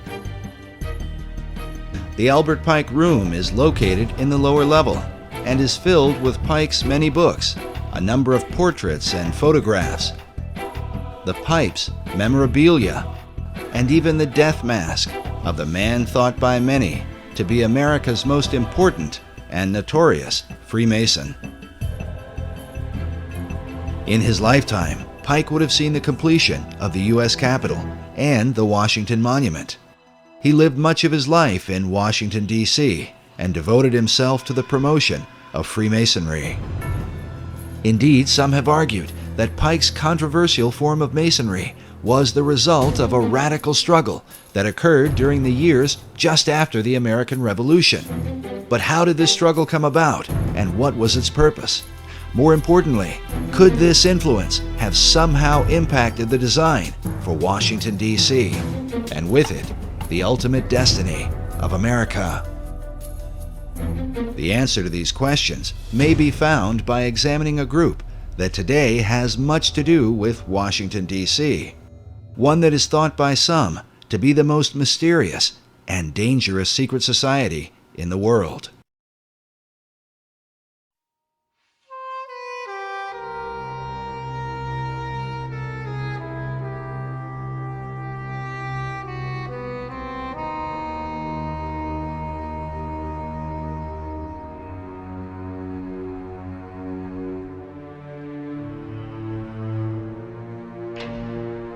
General William Huntington Russell was at a university in Germany, studied the ways of a secret society that is sometimes spelled S-C-U-L-L, asked permission to transfer it to North America, and he did. And that is the beginning of Skull and Bones. Some 50 years earlier, during the time of the American Revolution, Germany had been the home of a secret order that many claim would be responsible for all the wars and conspiracies of the next 200 years. Could William Russell have become involved with a remnant of this German society? He also is on record observing that American Freemasonry and Rosicrucianism had drifted from their European origins and roots. And as a drift, they were losing sight of the secrets or of, the mandate, the purpose, and the protocols of their existence.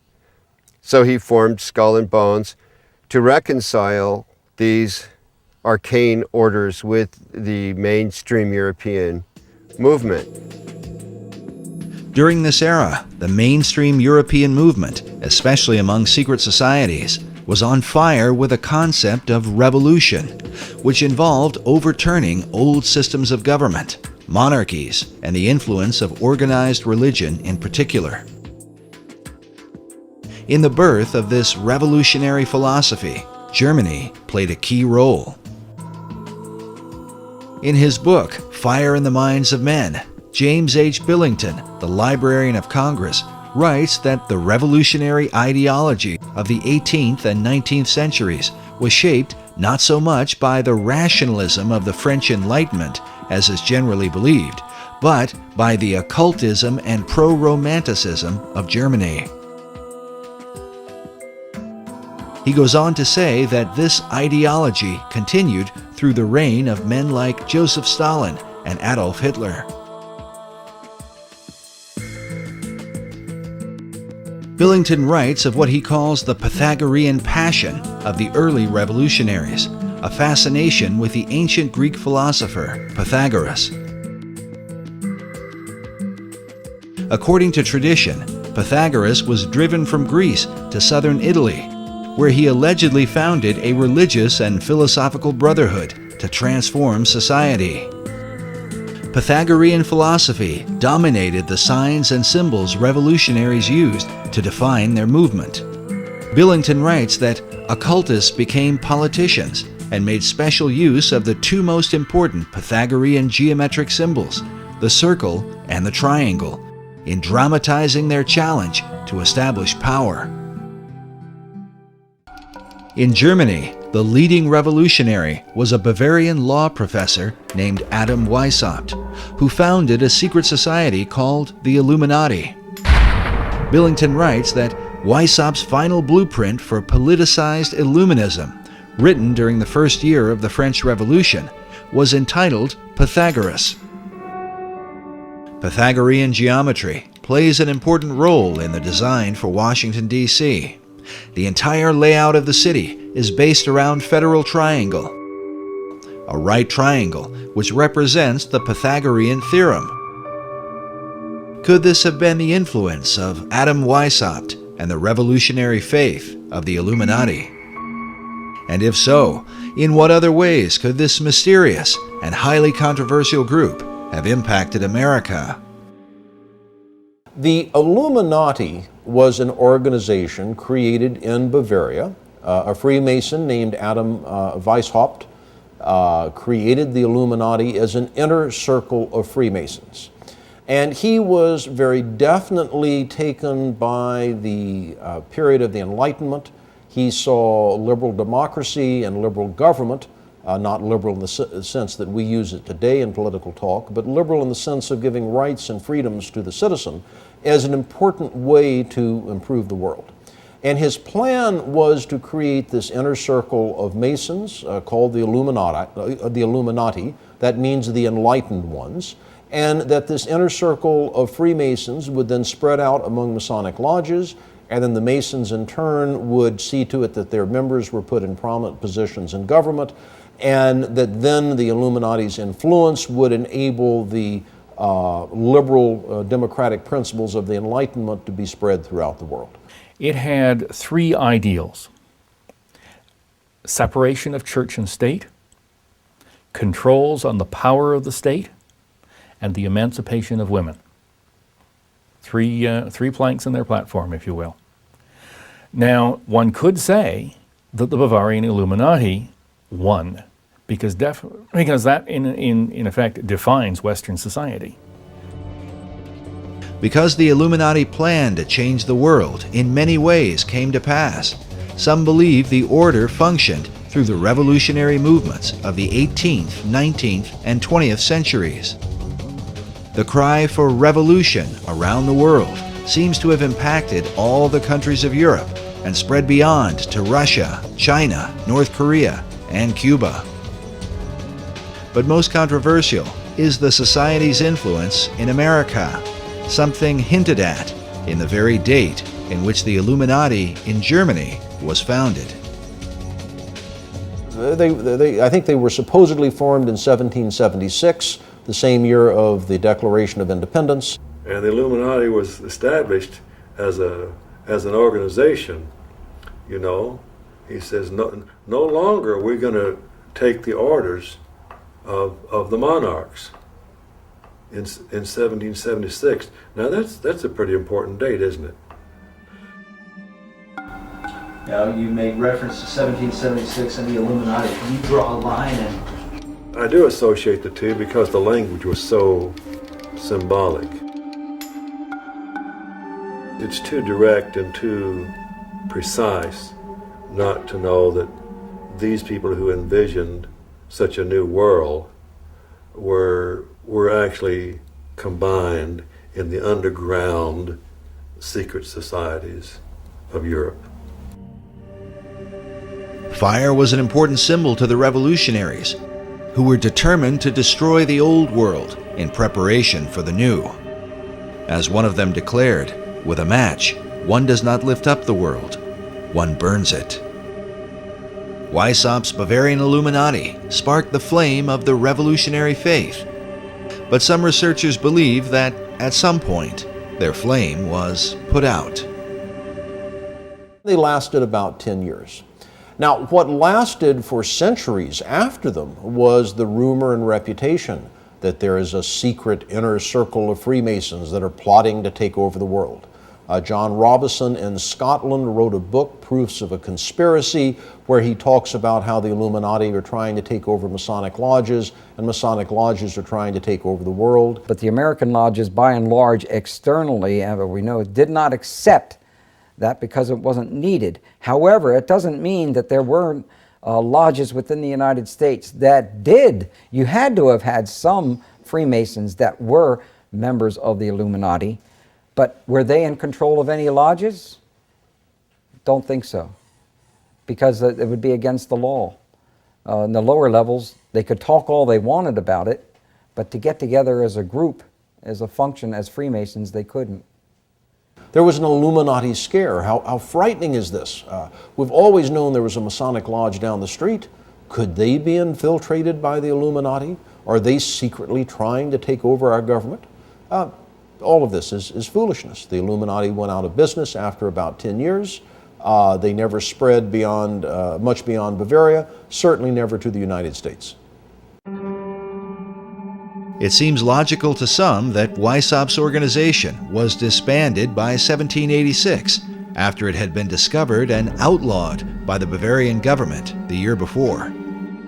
But others point to a letter written by George Washington on October 24, 1798, 12 years after the Illuminati had supposedly ceased to function. Writing to the Reverend G.W. Schneider, Washington acknowledged the presence of Illuminati doctrines at work in America. The Reverend Schneider had sent Washington a copy of the book, Proofs of a Conspiracy Against All the Religions and Governments of Europe, by Professor John Robison, saying that his book gives a full account of a society of Freemasons that distinguishes itself by the name of Illuminati, whose plan is to overturn all government and all religion. When Washington responded, he said, "It was not my intention to doubt that the doctrines of the Illuminati and the principles of Jacobinism had not spread in the United States. On the contrary, no one is more truly satisfied of this fact than I am." We asked Dr. Morris to comment on the letter, but he told us he was unaware of it.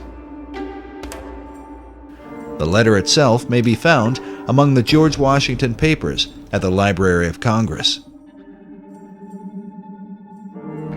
In this letter, Washington associates the Illuminati with the Jacobins, the radical French group that launched the French Revolution. Many writers and historians over the last 2 centuries have concluded that the power behind the Jacobins was in fact the Illuminati.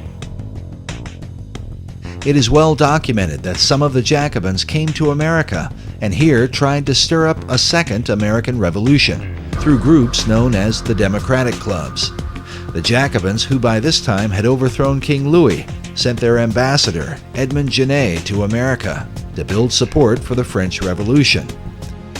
American leaders like Washington wanted to keep the country neutral, but Genet was determined to bring her into the fray, even if it meant overthrowing the new American government. In a letter from John Adams to Thomas Jefferson, Adams wrote, "You certainly never felt the terrorism excited by Genet in 1793. when 10,000 people in the streets of Philadelphia, day after day, threatened to drag Washington out of his house and effect a revolution in the government, or compel it to declare war in favor of the French Revolution. Many researchers believe the French Revolution is the key to understanding the presence of the Illuminati in America. Because the revolution in France had been so reckless and bloody, most of America's leaders were appalled by it, except for one, Thomas Jefferson. Jefferson spent 5 years as the American minister to France and was an ardent supporter of the French Revolution during the planning stages. He even allowed his residence to be used as a meeting place for the rebels, who were led by the Marquis de Lafayette. When Jefferson heard about the bloodshed in France during the Reign of Terror, he said that rather than see the revolution fail, I would have seen half the earth desolated. Were there but an Adam and Eve left in every country, left free, it would be better than as it now is. Jefferson predicted that the ball of liberty would roll around the globe. The hand rolling this ball would be, undoubtedly, the clenched fist of revolution. For many researchers, the presence of the all-seeing eye floating above an unfinished pyramid stands as clearest proof of the Illuminati at work in America. Is the Illuminati to be defined as Freemasons and Rosicrucians and other secret society members? If that's the case, then yes, I believe the symbol on the dollar bill, the truncated pyramid, is directly related to the Illuminati. Dr. James Billington, the Librarian of Congress, is pictured here beside First Lady Laura Bush. His relationship with President Bush is unknown, but we are given cause to wonder at it. According to Dr. Billington, it was the Bavarian Illuminati that put the fire in the minds of men and compelled them toward a global revolution to change the world. Is it possible that this philosophy is at work in America today? By our efforts, we have lit a fire as well, a fire in the minds of men. It warms those who feel its power. It burns those who fight its progress. And one day, this untamed fire of freedom will reach the darkest corners of our world. Could President Bush have been implying what it seems? Is America currently being driven by the same revolutionary fire that inspired the Bavarian Illuminati? Bush is often said to be a fundamentalist Christian, but some of his critics claim his views are more ecumenical. As with Freemasonry, Bush believes in other routes to finding God. We all worship the same God, Christian and Muslim? I think we do. We have different routes of getting to the Almighty. Do Christians and non-Christians, do Muslims go to heaven, in your mind? Yes, they do. We have different routes of getting there. Is Bush's real belief a clue to understanding his membership in Skull and Bones? And is Skull and Bones, the elite secret society, somehow related to a modern form of the Illuminati? The Illuminati was a secret society. It existed in Europe, started in 1776. It infiltrated the upper echelons of Masonry, and that is how it has managed to exist since that time. A chief piece of evidence is the radical presence of Citizen Genet. Genet is said to be responsible for the Whiskey Rebellion of 1794. And George Washington actually sent an army to put down this revolution that was incited by Citizen Genet, who was the French ambassador to the United States, who was a Jacobin, and the Jacobins were simply a front name for the Illuminati. The Illuminati was here. In 1798, the same year George Washington wrote his letter to the Reverend Schneider, another Reverend, Jedediah Morse, gave a speech in which he claimed that the Illuminati had its emissaries at work in America. Morse also associated the Illuminati with the French Jacobins. Among the chief icons of the Jacobins was the red cap worn by the French revolutionaries, known as the Phrygian cap, or the Cap of Liberty. easily recognized as a cap that, when worn, was often pulled forward, though sometimes to the side. The cap was not only worn by the French rebels, but was often shown symbolically at the end of a staff or upon the head of their goddess of liberty, Marianne, as in this famous painting that glorifies the French Revolution. This same Phrygian cap is found among the great seals of a number of U.S. states, on the official seal of the U.S. Army, and on several figures of liberty inside the Capitol building. But its place of greatest prominence seems to be in the Library of Congress, where the Phrygian cap is carved at the top of all the circular window frames and panels in the library.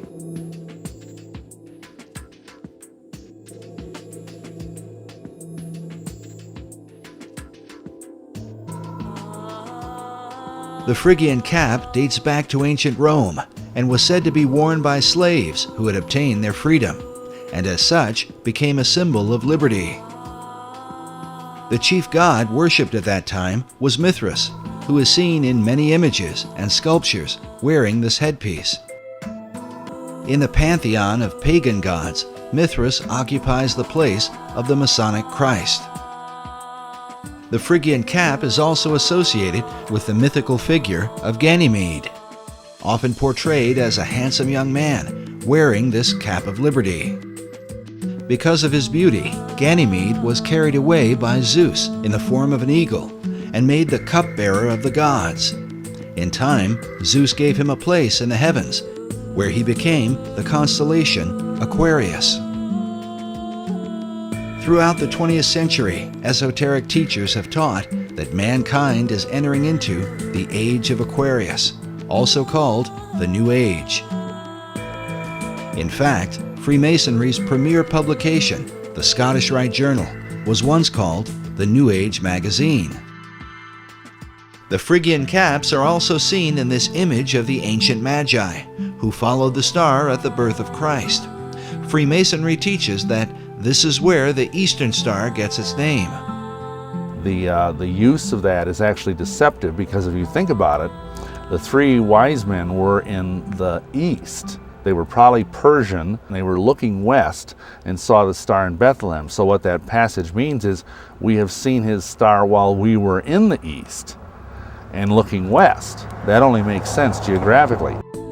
Nevertheless, esoterics have long believed that the star looked upon by the Magi was in fact Sirius, the blazing star that brings light from the east. It is about a much more ancient connection to the Magi, to, we three kings of Orient are, bearing gifts who traveled so far.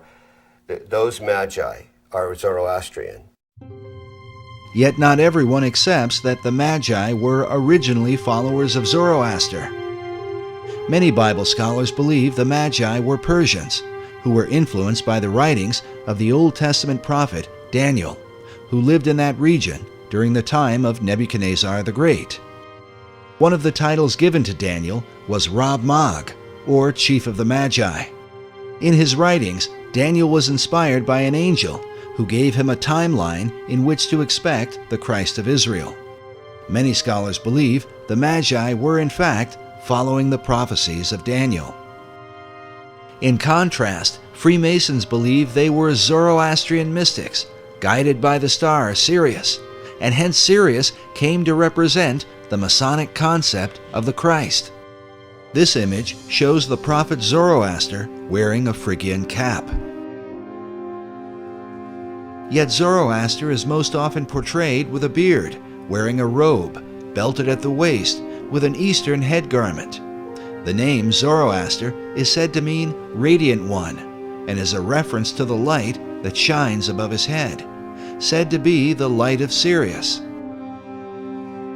The dog star Sirius is said to be at least one of the origins of the Masonic pentagram, which leads us, by far, to the most controversial element in the design for Washington, D.C.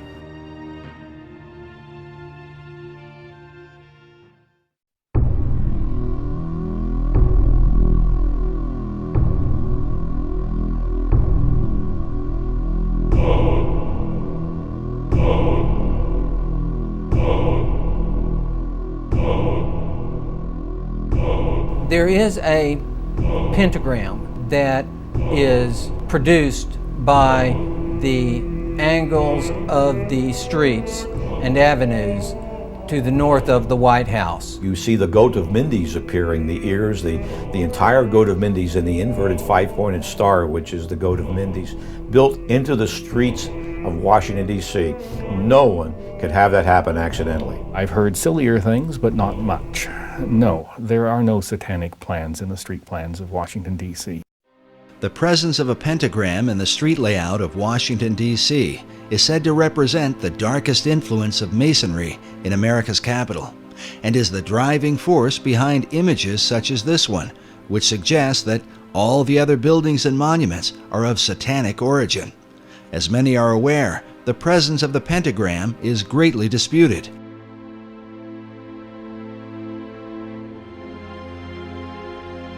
During the Middle Ages, the pentagram was a symbol of good luck and protection when used by those who practice magic. And one of the things they came upon was the idea that if there were such things as demons and spirits, then they should be able to summon them, either just to observe them to prove that they existed, or to control them to whatever purpose they might want to. These people were, I suggest, an early form of experimental scientists as much as they were magicians. They were just trying to see what would happen. And one of the things I decided to do is, if they were going to call up a spirit or a demon in a specific place, they'd draw a circle, and then they would put pentagrams at the corners as a warding sign to protect them from whatever danger that demon might pose to them. The inverted pentagram is seen as a highly satanic symbol. Meanwhile, placing a goat's head in the center of it is most often blamed on 19th century French occultist Eliphas Levi, who arbitrarily decided to say that the pentagram, one point up was a positive good luck, good fortune symbol, and one point down was a negative evil symbol. He provided no citations as to where he got that idea from, and there was nothing historically documented prior to him to suggest that anyone ever thought that was the case. This is an important issue because Eliphas Levi was arguably the most influential occultist of the 19th and 20th centuries. He was probably the most powerful sorcerer of the 19th century. His writings inspired every major occult leader, including Madame H.P. Blavatsky, Aleister Crowley, Manly P. Hall, and Albert Pike. Yes, indeed, Pike does quote Levi in his writings. Levi's concept of the pentagram was most likely the influence of the 15th century German alchemist Heinrich Cornelius Agrippa. Agrippa is a well-known figure in occult circles and is even mentioned in Mary Shelley's Frankenstein, as well as J.K. Rowling's Harry Potter and the Sorcerer's Stone. Agrippa published his books on occult philosophy around 1509. Today, his collection is called the Foundation Book of Western Occultism. In this book, he features an inverted pentagram and calls it the Pentagram of Pythagoras. According to Pythagoras, the inverted pentagram symbolized the 5 chambers of Tartarus, one of the Greek words for hell. But the Pythagoreans believed descending into this underworld led one to a path of higher wisdom. Hence the symbolism of Dante's Inferno, in which Dante descends into hell so that he can later enter into paradise. The Pythagoreans also believed that from this 5-chambered Tartarus came the world's demon or evil spirit. The German-based Illuminati, with their Pythagorean passion, would have certainly been familiar with this belief, as would the rest of the revolutionary occultists in France, who could very well have influenced Pierre L'Enfant and Thomas Jefferson. First, we must address the main issue, raised by every researcher. Is there really a pentagram in the street layout of the city? One segment of the pentagram is missing. I started to look carefully at the maps and draw my lines, and then I find out that, hey, it's not a real five-pointed star. It doesn't have legs. And you can draw a pentagram over some of the major streets, but the streets don't actually connect to form a pentagram. There's absolutely no doubt that a partial pentagram appears in the street designs of Washington. You can look at a satellite photo of Washington, D.C. and see the pentagram. It seems to be symmetric around 16th Street, which is the street that runs into the White House. If you look at the earliest published maps of the District of Columbia, the design that was laid out by Pierre L'Enfant, you can see this partial pentagram. But it is just that, a partial pentagram. Rhode Island Avenue does not connect all the way through to Connecticut. I've always wondered to myself if we Masons are so all-fired powerful that we can have this satanic device put in the streets, how come we weren't smart enough or powerful enough to have it completed? But as I understand the use of the pentagram, it's the fact that it is a complete symbol that gives it its power and force. I've never heard of anything being associated with an uncompleted pentagram. These assertions would seem to close the argument, except for the fact that the unfinished or broken pentagram is a recognized symbol in the occult. Manly P. Hall writes of the uses of the pentagram in his book, The Secret Teachings of All Ages. He says, the pentagram is used extensively in black magic. The star may be broken at one point by not permitting the converging lines to touch. It may be inverted by having 1 point down and 2 up. When used in black magic, the pentagram is called the sign of the cloven hoof, or the footprint of the devil. Of course, Hall wrote these things in the early part of the 20th century. But is there a record of a partial pentagram found during the Revolutionary era? The answer is yes. In fact, it is a record that shows up during the same time that the street design for Washington, D.C. was being laid out by Pierre L'Enfant, and is mentioned in the play Faust by Johann Wolfgang von Goethe. Goethe published the first edition of Faust in 1790, in which he mentions a partial pentagram in the dialogue between Faust and Mephistopheles, the devil whom he has conjured. Mephistopheles says, "Let me go up. I cannot go away. A little hindrance bids me stay." To which Faust replies, "The pentagram? That's in your way? You son of hell, explain to me, if that stays you, how came you in today?" To which Mephistopheles says, "Observe it closely. It is not well made. One angle on the outer side of it is just a little open, as you see." While Goethe published his first edition of Faust in 1790, it was between 1791 and 1792 that Pierre L'Enfant drew up the initial street design for Washington, D.C. This might all be seen as a mere coincidence, if not for the fact that Johann Wolfgang von Goethe was not only a master mason, but also a famous member of the Bavarian Illuminati.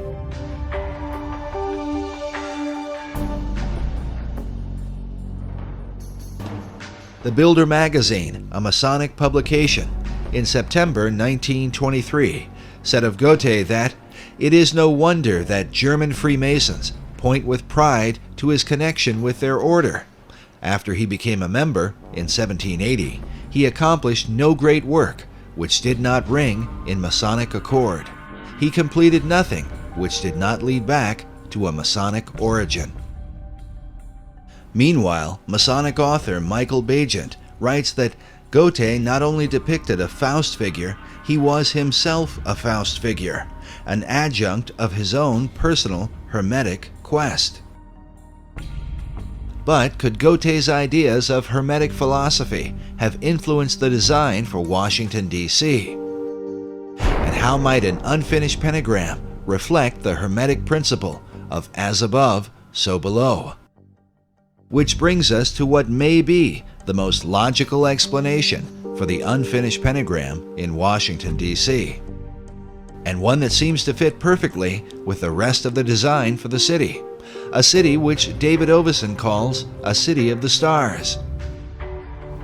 I have seen it suggested that the unfinished nature of the pentagram in Washington, D.C.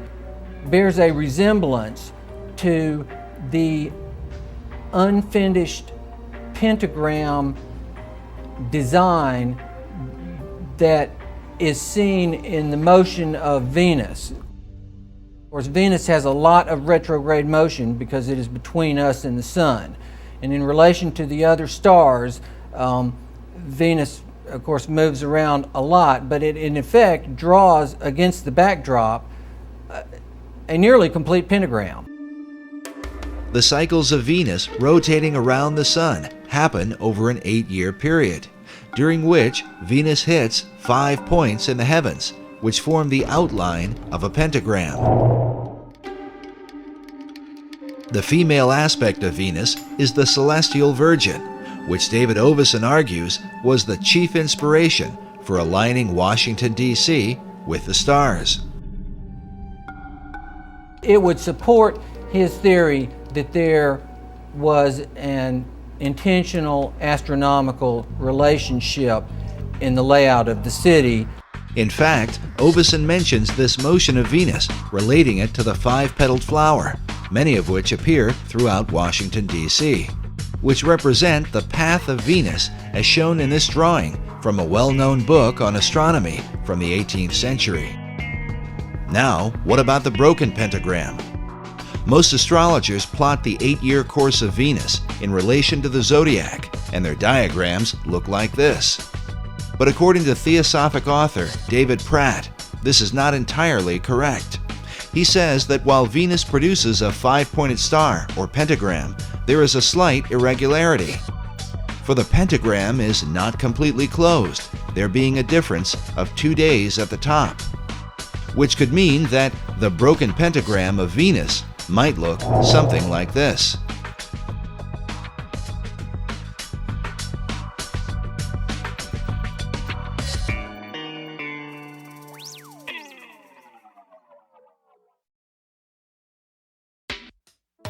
But which conclusion seems most plausible?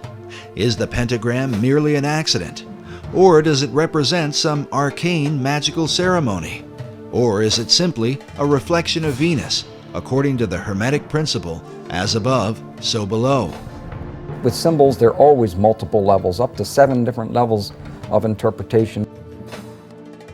One interpretation of the pentagram is given by the Thelemic order of the Golden Dawn, which says that the pentagram is itself a perfect geometric symbol of the perfected man. Meanwhile, Eliphas Levi writes that the angels aspire to become men, for the perfect man, the man-God, is above even angels. Which brings us to the National Archives building in Washington, D.C. The building itself is surrounded by 72 massive columns. The number 72 is said to represent the most arcane figure in numerology. The reasons for this vary. The heart of man beats 72 times per minute. The sun drops back against the zodiac every 72 years. The pyramid on the dollar bill was designed with 72 stones. 7 plus 2 equals 9, which, in the occult, is the number of finality. And 9 is considered a reverse 6, which is said to be the number of the perfect man. And so it seems no accident that we should find 6 stars above the head of a figure sitting on a throne overlooking Pennsylvania Avenue, the hypotenuse of Federal Triangle. Beneath him on either side are the figures of a male and a female, with himself in between.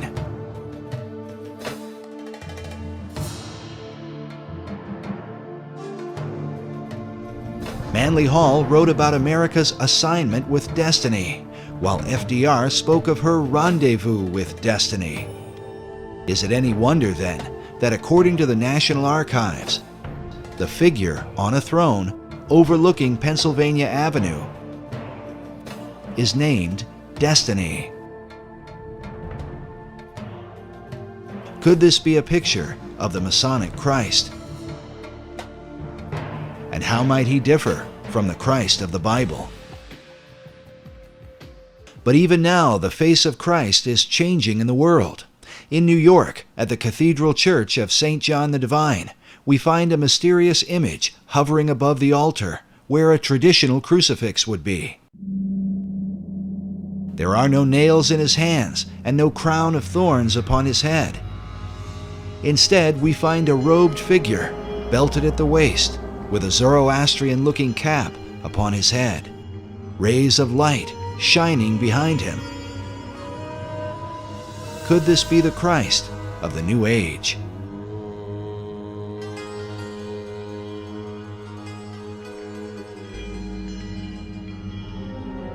But even now, there are those who believe such a figure is about to take his place on the world stage.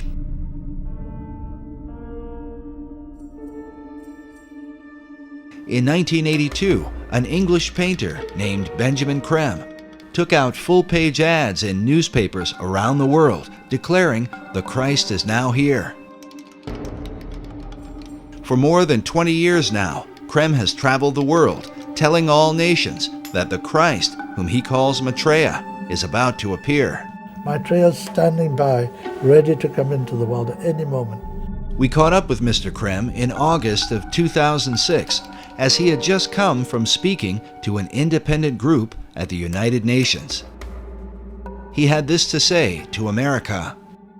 It's the duty of the American people to respond to Maitreya and to accept their destiny. It was on May 14th, 1982, that Creme held a press conference to announce that the Christ, Maitreya, was ready to emerge. May 14th was also the date of the rebirth of the nation of Israel in 1948. With all the bloodshed and conflict happening in the Middle East, we asked Creme what he thought it might take to bring peace to the region. I've always said it will take Maitreya to solve it. Prophecy teachers warn that the current roadmap to peace, followed by President Bush, is really a roadmap to Armageddon. Meanwhile, Creme says the solution is the universal Christ, which he claims is awaited by all religions. 2,600 years ago, Gautama Buddha made a prophecy. It's in one of the sutras. That at this time would come into the world another great teacher, a Buddha like himself, by name Maitreya, who by dint of his extraordinary spiritual stature would galvanize and inspire humanity to create a brilliant golden civilization based, as he put it, on righteousness and truth. Maitreya is the name of Maitreya Buddha. All the religions are awaiting him. The Muslims are awaiting a teacher they call, or a prophet they call the Imam Mahdi. The Hindus are awaiting the return of Krishna or Kalki Avatar. Buddhists are awaiting Maitreya Buddha. He is in fact the world teacher for this age, the age of Aquarius, which is beginning now.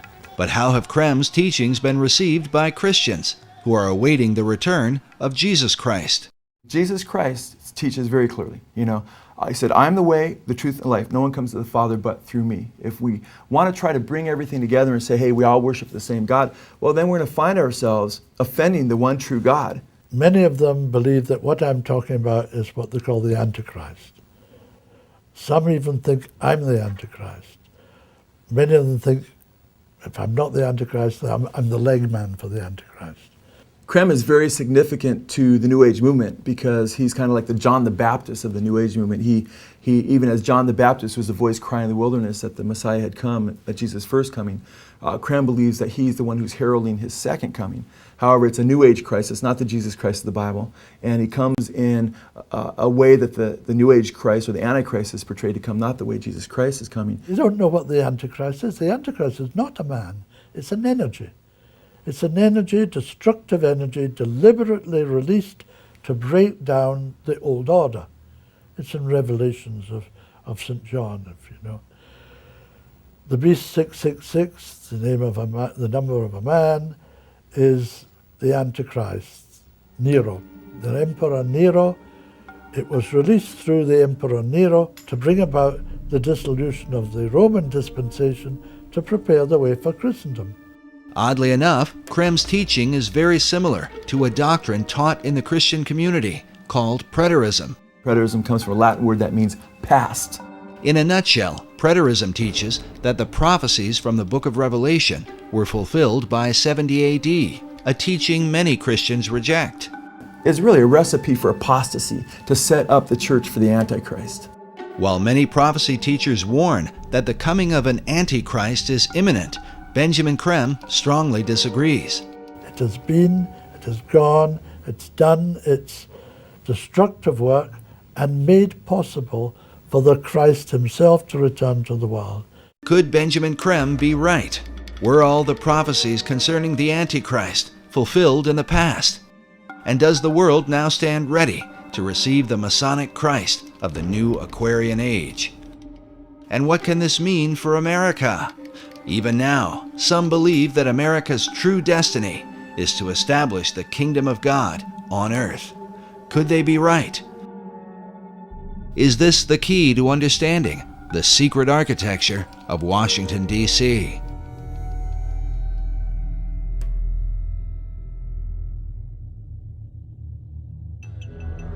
Maitreya himself spoke to me.